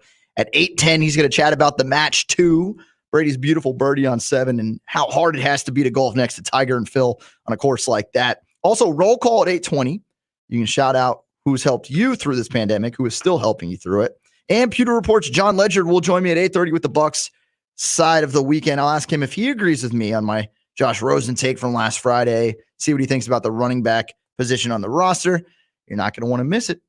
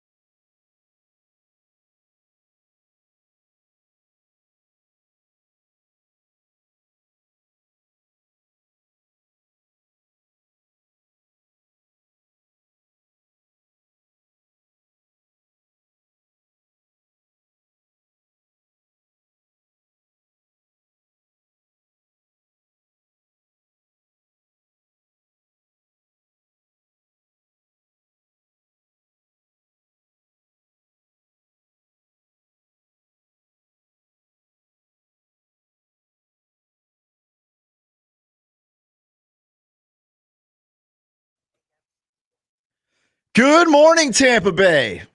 The Z-Man, Zac Blobner here, filling in for Ronnie and TKras. Those gents out another day. We expect to have them back tomorrow, though. I spoke to both Thomas and Ronald yesterday. They're enjoying their time off and excited to get back in here and back in the booth and back with me and chatting with you guys. All things sports. We'll see. I'm not holding my breath. When I see them walk, well, I guess they wouldn't walk through the door. When I see their cameras pop up and their audio feeds pop in tomorrow morning, that's when I'll believe they're back. It's hard to come back from vacation. Shoot, I had a long weekend, and that was hard, let alone if I had a whole week off prior. But nonetheless, it was a good weekend, and I hope that you got to enjoy yours, and I hope that you watched some of the match, or at least, had found different ways to quench your sports thirst, because that's where we're all at right now, right? Like it's dry out there. We don't have a lot to work with. We got NASCAR, UFC, a few things back over the last few weeks that have helped. They've helped. And having golf back has helped, and having the match 2 gave us a local angle. The first time we've seen Tom Brady competitive as the Tampa Bay Buccaneers quarterback, not on the football field though, but nonetheless competitive. He was going up against Peyton Manning. Both those guys paired with golf legends, but Peyton Manning and Tiger Woods take down the two of Phil Mickelson and Tom Brady in the match. And it raises $20 million for COVID-19 relief, which is the main thing here. That's one thing we should all focus on. It was for a good cause. Even if you didn't like the entertainment aspect, you have to appreciate the charitable aspect of it. Also had great viewership, about 5.8 million on average, peaked over 6 million, was the number one watched show Sunday across all of TV platforms, was the number one thing on Twitter trending. So it was the main thing that others were talking about and tweeting about. So it accomplished the 2 goals of raising a ton of money and getting a ton of viewership. Those were the 2 main goals. And of course, there had to be a winner, but I think we all won in some regard. The rain certainly didn't help, and it was stale the first few holes, 1 through 4. If you're not a huge golf fan, I went golfing that morning over at Bloomingdale just to grease the tires, get going a little bit, get in the golf mode. So I was already in golf mode once they teed off. But the rain, again, it didn't help. You would have wanted more trash talk, and that was one of the arguments from the first match when it was just Tiger and it was just Phil. Man, I wish these guys were trash talking more. You think adding in a guy like Peyton and Tom Brady, a couple big names there, guys that certainly have had their on-the-field feuds, friends off the field, but on the field, they've been fierce competitors against each other in multiple games, playoffs. So you would think that would help, and I think it did eventually. It just took a while to get there, mainly because Tom Brady and Peyton Manning, honestly, for the most part, couldn't keep the ball in play. They were struggling. They were shanking it. They're out of bounds all over the place.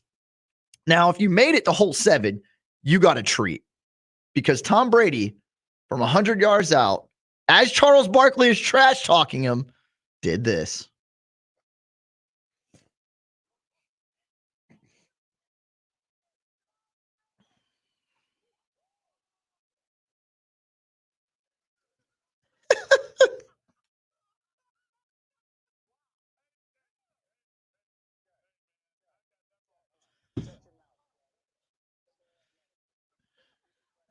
Take your medicine. I love it. Yeah, Chuck is in Charles Barkley. He was in the broadcast booth, and he was just smacking around Tom Brady and giving him a hard time because of how bad he was playing up to that point.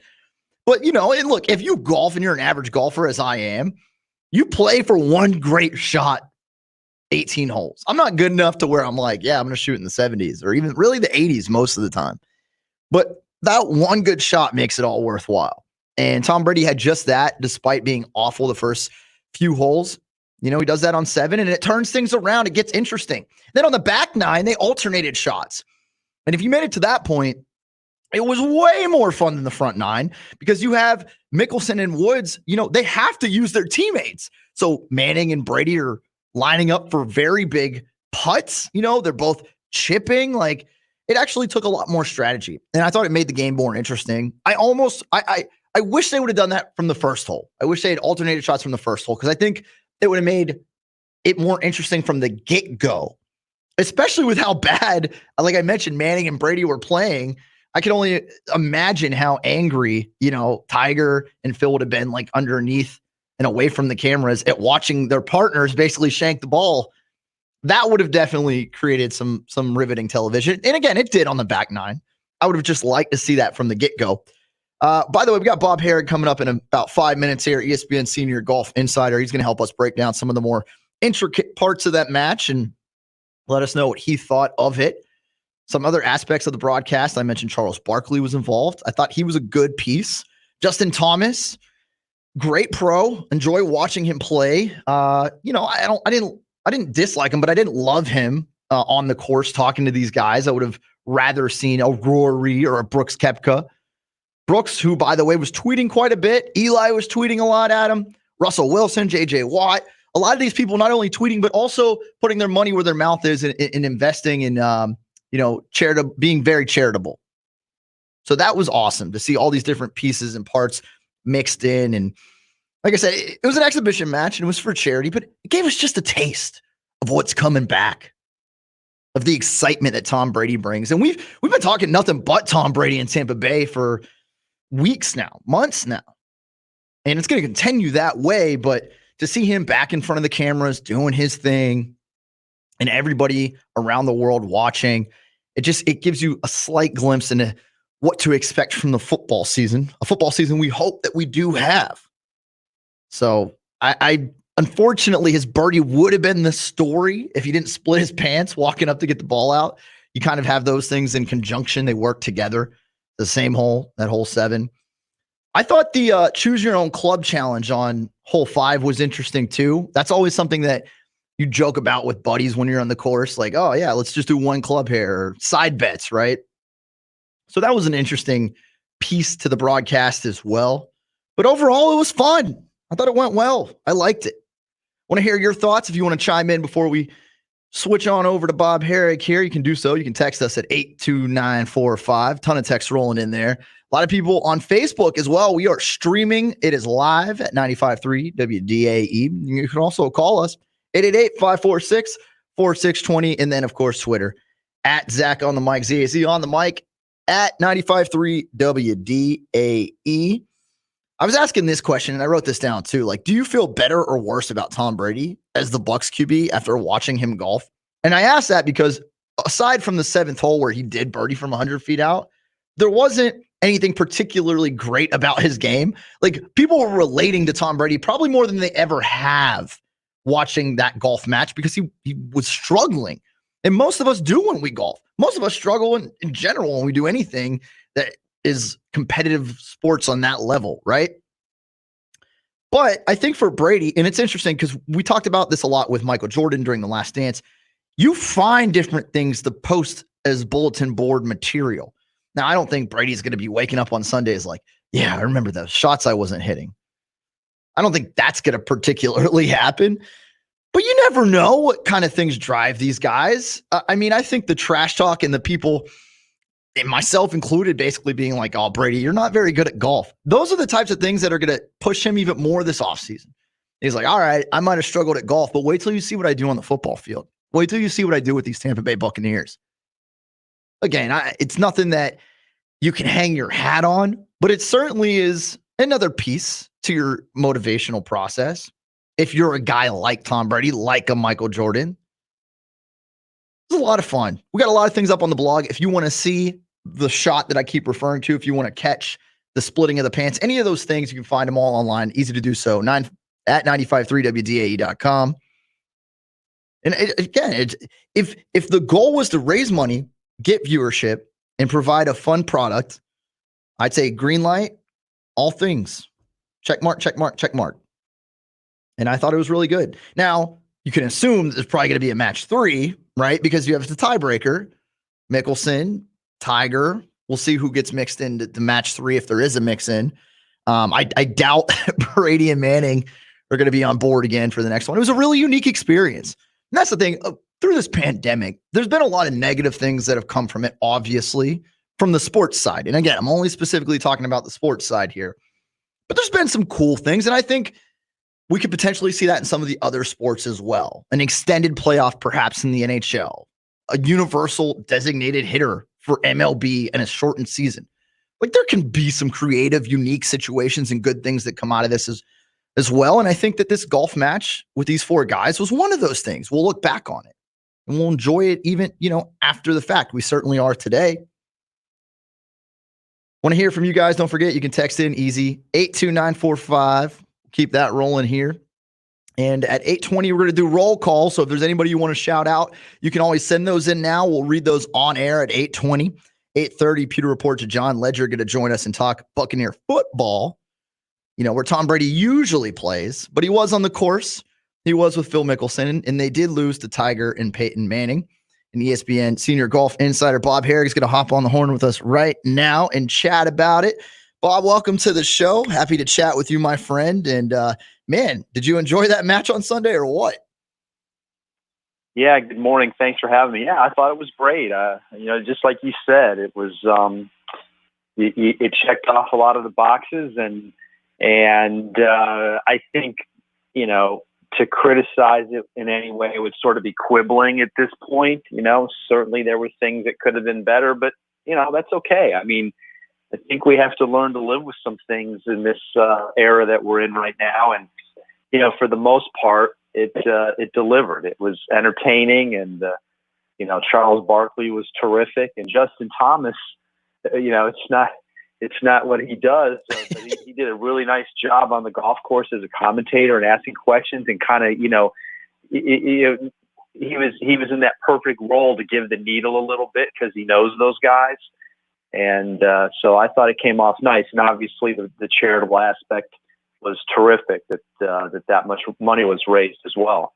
Now, how did Brady and Manning perform compared to how you expected them to heading into the round? I mean, it was definitely a situation there where you're playing with two of the greats, not an easy course, compared to hitting the links somewhere else. How did you think the football players did? Yeah, I mean, I was not surprised that they both struggled at times. Maybe that it took Brady as long as it did, to kind of get going. I mean, he didn't really do anything until he holed that shot on the seventh hole, which, he holed that shot from the fairway for a birdie. I mean, he had already been in enough trouble on that hole to be hitting 4 at that point. But I mean, their nervousness and some of their stray shots was perfectly normal. I mean, their level of play means they're going to hit some bad ones. They're single digit handicap guys, but they're also, that means that they shoot around 80 or the low 80s when everything's great. And even doing that, you're going to hit some bad ones. Throw in difficult golf course, long golf course, playing with Tiger and Phil on TV. They're a little bit out of their element. And yeah, you're going to have some struggles, but overall, I thought they did great. I mean, they both hit some really good shots. The back nine, they had both settled down. Manning was very good at times from the fairway. Brady holed that eagle putt after Phil hit the green on 11 with his tee shot. There was some good stuff from both of them. And I know Brady was taking it for a little while there, even from Barkley, who's a notoriously poor golfer. But he turned it around. And that's sort of his MO as an athlete, right? I mean, he's not going to stay down for long. What'd you think about the one hole or the one club hole challenge there, where they had to, just pick one club and go with it? Did you think that translated all well? That would have been much better if it had been 4 pros. And or if you did that under some other circumstances. I mean, and it was probably underplayed a little bit. I mean, Tiger, hitting a 4-iron the whole way. I mean, when you're, that's obviously it's not going to be the right club necessarily from the fairway, and then he's having to putt with it and nearly made it. It's a pretty hard thing to do. So, but I thought it was a little out of place for the other guys. So they have a hard enough time on a hole like that, and But I give them credit for kind of trying to come up with some things and being unique. I mean, that was the point of this. And but I mean, if you had all pros doing that and you gave them a challenging enough hole, I think it kind of gives an indication to their skill level, what they can do with just one club and how they might get around. Absolutely. ESPN senior golf analyst Bob Herrig on the show right now. Ronnie TKras out for another day. Zac Blobner in here holding it down. Now, similarly, another thing that they tried out on the back nine was the alternating shots. And Bob, I got to tell you, that to me made it 10 times more fun. I enjoyed the front nine, but it certainly was a lot more competitive. It felt like on the back because of the alternating shots. No question. I mean, when you're playing 4-ball or best ball like they did in the front nine, the problem with that format is it's slow. It means 4 guys hitting all the shots, and that's going to take a while. Whereas alternate shot is obviously a lot faster, even modified alternate shot the way they did it. And for that format, that was the perfect way to do it because it meant some strategy. It meant really you were hoping that the quarterbacks would hit a good drive so that the pro could hit the approach. And when that didn't happen, you're putting a lot of pressure on the quarterbacks. A couple of times it was Tiger. Manning hit a poor drive, so they had to use Tigers, and so now Manning's got to hit the second shot. And it goes faster, and there is strategy, and there's the chance for more foul balls to have to be hit.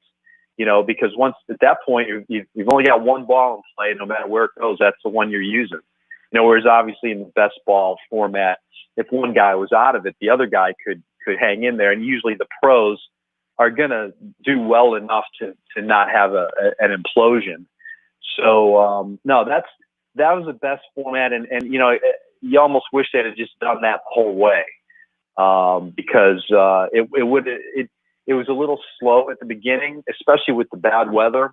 And maybe that would have improved it a little bit. But I understand why they did it that way. We got to see Tiger and Phil's full game when they were playing the first format. And I think there's something to that, too. But you're right. There's a little more strategy. It's more exciting. It moved a little faster. And things kind of, moved back and forth a little bit better when they went to the alternate shot. Now, I'm hoping we're going to get a match 3. I feel like they'll continue to find time to put these matches together moving forward. I don't know when the next one would be, but Charles Barkley up there, and you mentioned he's notoriously a bad golfer. We got to get Charles on the field. I think we get an NBA version of this next time, Bob. Yeah, I mean, there's a lot of ways they could go, and I'm almost certain there will be something else. I mean, when Tiger and Phil first did this 2 years ago in Vegas, it was always done with the idea of doing it more than once, that there would be more of these. Now, this one was supposed to be, it had never been nailed down, but there had been rumblings about them doing it actually next week, leading into what would have been the Memorial Tournament on the PGA Tour schedule. And obviously, when the pandemic came along, that tournament isn't being played next week. There is no tournament, and they scrapped this in favor of the charitable way of doing it, which obviously was the way you had to go, and so it worked. It was great, but there was always going to be a couple of these at least. Who knows? Maybe there'll be one a year. And I'd sort of like to see when Tiger and Phil are partners. But I mean, you could bring in other golfers who are not pro golfers who are really good, like Tony Romo and Steph Curry, say. Those guys are scratch players. Romo's tried to play on tour a few times, and so you could up it a little bit if you wanted to do something like that. Or like you said, you could just make it NBA guys, and there's several of them who are really good. Or you could bring in, really high level pros like Rory McIlroy and Justin Thomas, who was a commentator. Those guys would be great. So there's a lot of different ways they can go, and I'm sure it'll be well received. Now there's a busy golf schedule the rest of the way. Hoping everything goes well. But I wouldn't be surprised if sometime next year we're hearing of another one of these. Yeah, real quick there, you mentioned it, assuming everything goes well. We're still on track for the latest. There's been no like crazy updates on the schedule from what they're talking about, right? Right. Basically 2 weeks from now, they're looking to go at the Colonial in Fort Worth, the Charles Schwab Challenge. That's the first of 4 that they're planning to play without spectators. And, let's be honest, they might go beyond that without spectators. It's been a monumental task to get them set to go just this way. As we're seeing with all the sports, the NHL and the NBA, I mean, it's just a ton of planning and thinking through every aspect to make it safe. But that's what they're trying to do, and I think it's going to be welcome. They'll be one of the first sports back. Golf kind of allows for this a little bit easier than the other sports. You do not have to be near your opponent. You do not share a ball. But obviously there's way more of them out there at any one time, and there's a lot of other fringe people that you need to run a golf tournament even without spectators. So it's a big undertaking, but fingers crossed they pull it off and that it goes ahead smoothly, because I think we all could use it, and obviously these players want to get back to work, as do all the other people associated with it. Absolutely. There, ESPN senior golf analyst Bob Herrig. I appreciate you, Bob. We'll definitely chat with you soon. Maybe I can get Ronnie and Tom back in the studio here at some point. Very good. Sounds good. Thanks for having me. There you go. Yeah, always good. Always takes us inside and in depth on the links there. And we appreciate him. And I want to shout out Bob Herrig. And now I want to give you a chance to shout out people helping you through the pandemic.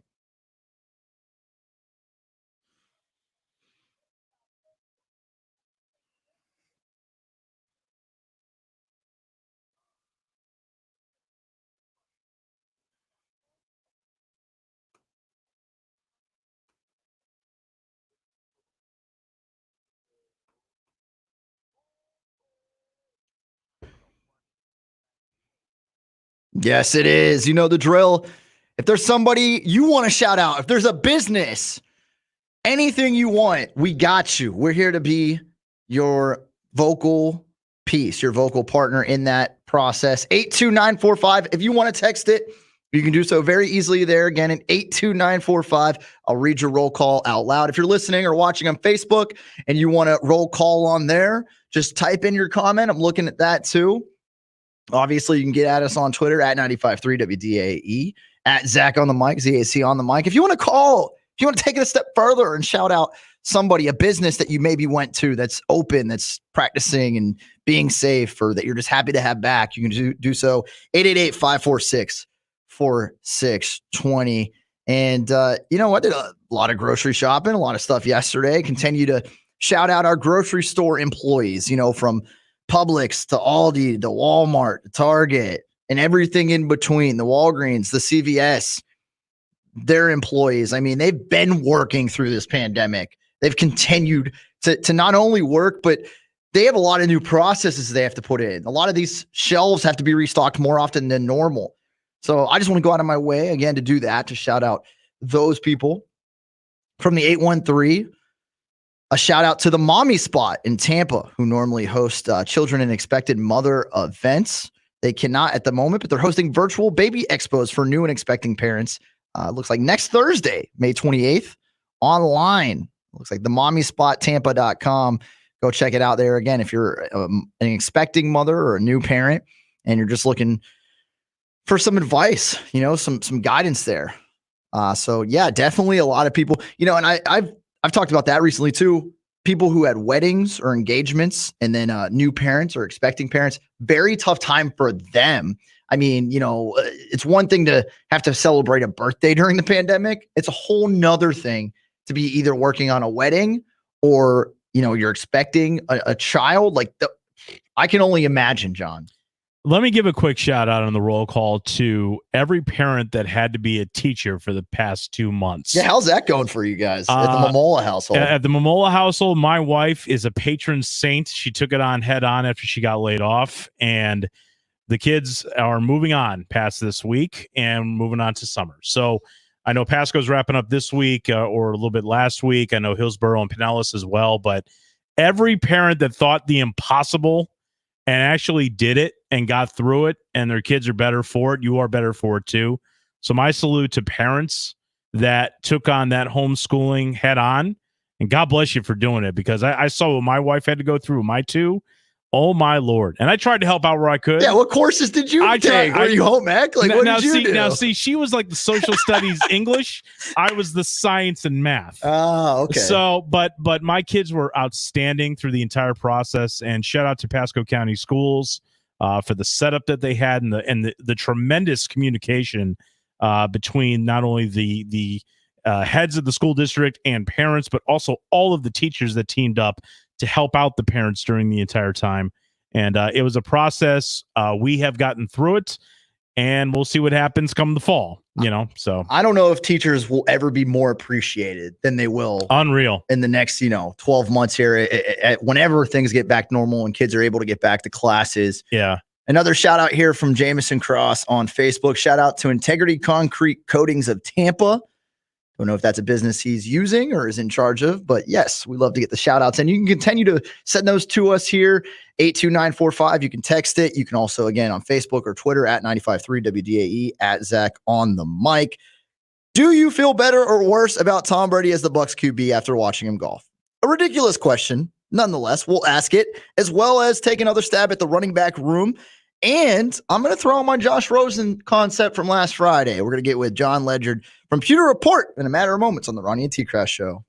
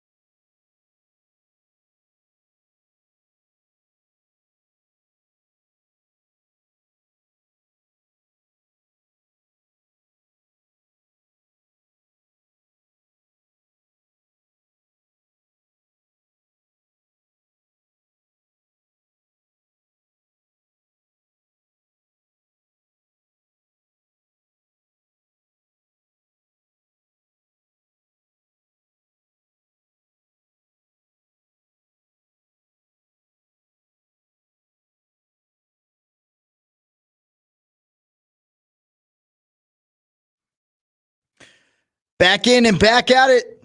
Zac Blobner, Zach on the mic, filling in for Ronnie and TKras. Hoping to have the gents back in studio tomorrow chatting with you guys. All things sports, long weekend, fun weekend. We got some extra roll callers we're going to get to real quick. Shout out to Niagara Tap Bar and Grill in Largo. Somebody said it was the best burger in Pinellas County that they had Saturday out there. Trinity Lawn Care in Seminole. It's a veteran-owned and operated practice. Shout out to them as well. And on Facebook, we got one for Premier Choice and Fitness in Newport Richey. Shout out to all the businesses back open and the ones that have been open and the workers at these places. Pewter Report, another place that keeps on kicking out content despite the pandemic. And one of their best and brightest, John Ledger, is going to jump on with us right now via the Solar Bear DAE hotline. John, what's up, man? How you holding up, buddy? Hey, I'm doing great, man. How are you? Doing well. And this is a ridiculous question that I have continued to push today, but do you feel better or worse about Tom Brady as the Bucs QB after watching him golf? I feel great about it. I don't know if it's changed any, but I mean, I just thought it was fun to see his personality. I think that's what most Bucs fans are, going to resonate with them. Just kind of unflappable, competitive, but also a lighthearted, fun guy, easy guy to respect and kind of rally around, I think. And so I think that's the part that'll hopefully leave the biggest impression on Bucs fans. Yeah, absolutely. I mean, look, that birdie that he hit on the 7th hole, definitely, right. He got the juices flowing. It wasn't quite a touchdown pass to Chris Godwin, in the fourth quarter to win a game, but seeing him and that wasn't close. I mean, you're talking about over 100 yards out. Pretty sweet to see him hold that out. So I was feeling good about it. Yeah, it was awesome. It was just fun. Oh, that was really well done, and I thought really well shot and produced. And so there was that aspect of it that was cool to see because it was something new, and those things are often really challenging for production crews. But they did a terrific job, and I think the interactions between the four of them, but also the fact that with all the weather going on, it just wasn't about them. They knew that it was about something bigger, and then how they golfed, and nobody got caught up in that. And they competed. They kept it lighthearted, and it was about raising money for this cause, and to see all these other guys come on and help in that endeavor. I was watching a little bit where Russell Wilson was on, and he was like, if anybody gets it 12 feet from the hole, I'm giving 100,000 meals to Wheels Up or whatever. And then 3 of them got it in there, and so he was going crazy. And that whole thing, just the idea, all of it was a really great idea, and then the execution was great too. And I thought the talent really delivered as well, so it was fun. Let's pivot here to the football side of things a little bit, and had a couple conversations going on Friday afternoon. I want to bleed into today's show, into this conversation specifically. The Bucs running back room isn't exactly stacked on paper. It's one that I've been maybe a little overcritical of, but more so because I compare it to the other units that you feel more confident about, or at least I do. Just looking at the backs, do you think the Bucs should add a veteran back with one of these guys that's available for, $1 million or $2 million? Where are you at on the running back room? Yeah, I mean, it depends. I think if that's the only option for them out there, but I look at some of the pass rushers that are still sitting out there in the market, and I'm like, man, this team right now is hurting at edge rusher in terms of depth. Jason Pierre-Paul hasn't been hurt on the field a lot, but he certainly had his fair share of off-the-field injuries and major injuries too. The back is not something, and the neck, and those are not things that you mess with really. And so who knows when that's going to flare up again at his age. You at least probably want to limit his snap count. But right now, I mean, what we saw in 160-something snaps of Anthony Nelson last year wasn't all that encouraging as a pass rusher. I think he might be fine as a run defender, but you need extra juice, extra pass rushers. It's such an important position. So I would almost spend extra money if they have it, prioritizing that position, because here's the thing at the end of the day, Zach, if running back is the weakest position on your roster is in pretty good shape. I mean, it's just not that important of a position.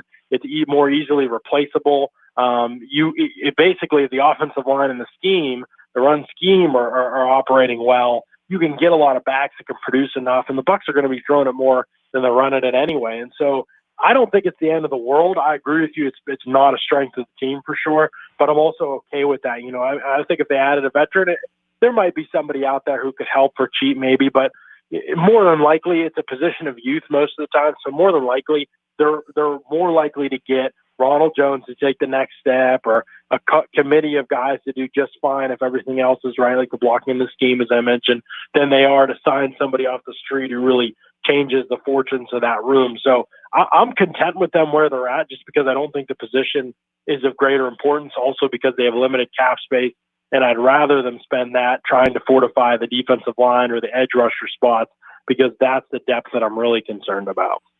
Pewter Report's John Letchert on board with us on the Ronnie and TKras show. Zac Blobner here filling in. And I want to bounce this other idea off you I had. It was about a week ago. I was looking at Pro Football Talk, and they reported that there were calls heading into Miami for Josh Rosen. Now, I usually avoid trade scenarios, generally speaking, John, because none of us know what a guy's price tag is or what kind of wheeling and dealing one would have to do between two NFL teams. There's a lot of behind-the-scenes conversations. But hypothetically, would that be a decent avenue for Jason Licht to go down? The two backups, 30 years old. We know Griffin and Gabbert aren't the future. Brady, if he is only here for 2 years, doesn't give a lot beyond that. And I'm happy with Brady. I'm not saying that I'm worried about it or that I'm not going to enjoy the next, season or so with him. But I do think at some point, and maybe prior to next year's draft, you'd like to approach that future position of the quarterback. So would Josh Rosen be a guy that potentially the Bucs could go after? Maybe. I mean, I think when Josh Rosen came out, I kind of pegged him. Well, he was my QB1, first of all, so big draft miss there so far. But I really do think at this point, I'm not sure how much is in the tank schematically. I look at him and I say, I think he's a guy that could operate in any system, but you wonder if things really process quickly enough at the NFL speed. That seems to have been an issue so far. Another issue is just the fact that he's played on horrendous teams. That tends to leave a mark with players. And, I think about Josh Rosen has other interests outside of football that take up a lot of his time in the offseason, and good on him for that. But will that interest NFL teams? They have priorities too. I don't know if that always meshes, with Bruce Arians, and obviously the Cardinals moving on from Rosen after just 1 year, and Arians, being close friends with Steve Keim, and, them kind of knowing each other well. And I'm sure he's gotten some input there. And so, there's a lot of other factors to consider too when thinking about that potential marriage. I think it's definitely, I would be shocked if it happened. Would it be smart for them to go down that road?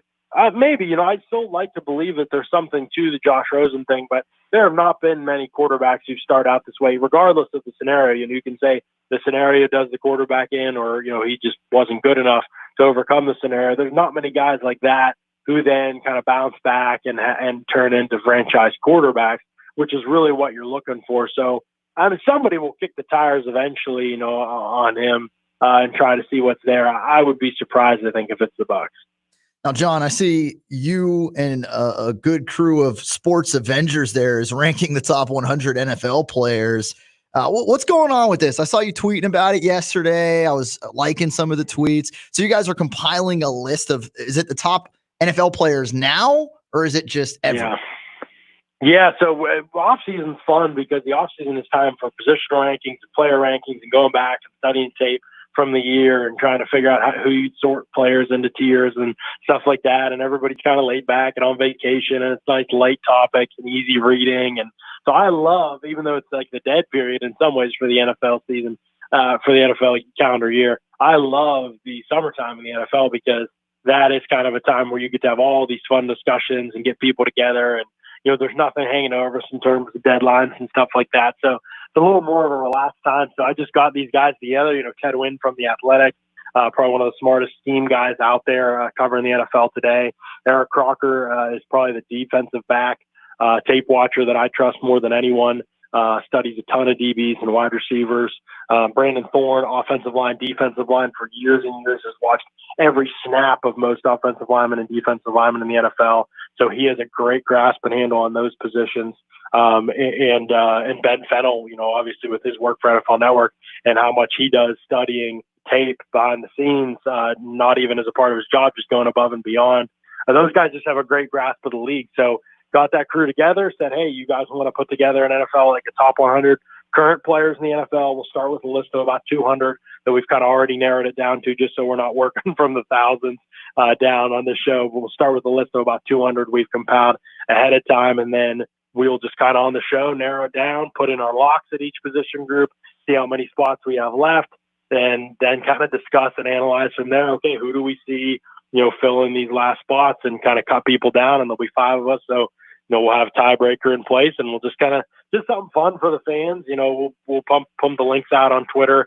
If you guys follow us on there, we'll put the links out there when it goes live, and fans will be able to watch and kind of comment along as we do it. So it should be a lot of fun. I'm really looking forward to it. That'll be Wednesday at 1 p.m. Eastern. Now, which Bucks are you confident are going to make that list? There's got to be at least 20 of them, right?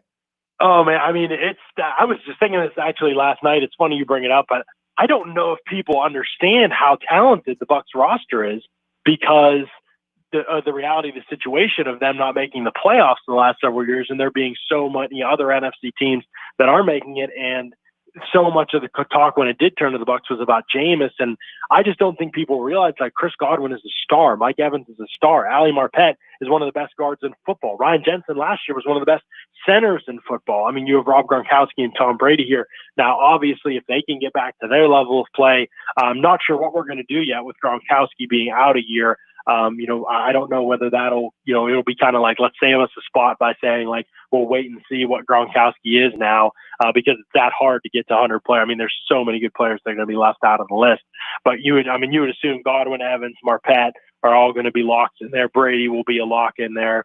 And this is my assumption. We'll see if the other guys vote in another direction. Levante David would be as well. And then you'll have probably good discussions around Shaq Barrett. How much do we value one season? There's so many good passers in the league. You'll probably have good discussions on he and Vita Vea probably as well. And probably Gronkowski. So, we'll see. And even Ryan Jensen, I know Brandon Thorne's a huge Ryan Jensen fan, so we may have discussions with him as well. I know it's hard to get into 100, but they have a ton of candidates. So for Bucs fans, it'll be a really fun show, but also just looking ahead to the season, man. I mean, there's a lot of good players on this football team. There are not a lot of weak roster spots. And so it's something to definitely get excited about. I love it. You can check out more from John Ledger over at pewterreport.com. And looking forward to Wednesday, man, seeing that list and seeing you guys put together a ton of fun there, John. Awesome. Thanks, man. I appreciate it. It means a lot. And thanks for having me on. There you go. John Ledger, pewterreport.com. Good buddy of mine. Always a pleasure to catch up with him. It's been a fun show today. Talking a lot of Tom Brady, a lot of golf, more golf than we're probably used to talking on a day like today, but nonetheless, enjoyed it. Just like I enjoyed the match on Sunday and breaking down what the Lightning got going on as they vote no. We're going to give our last word next as we tip our cap to the military.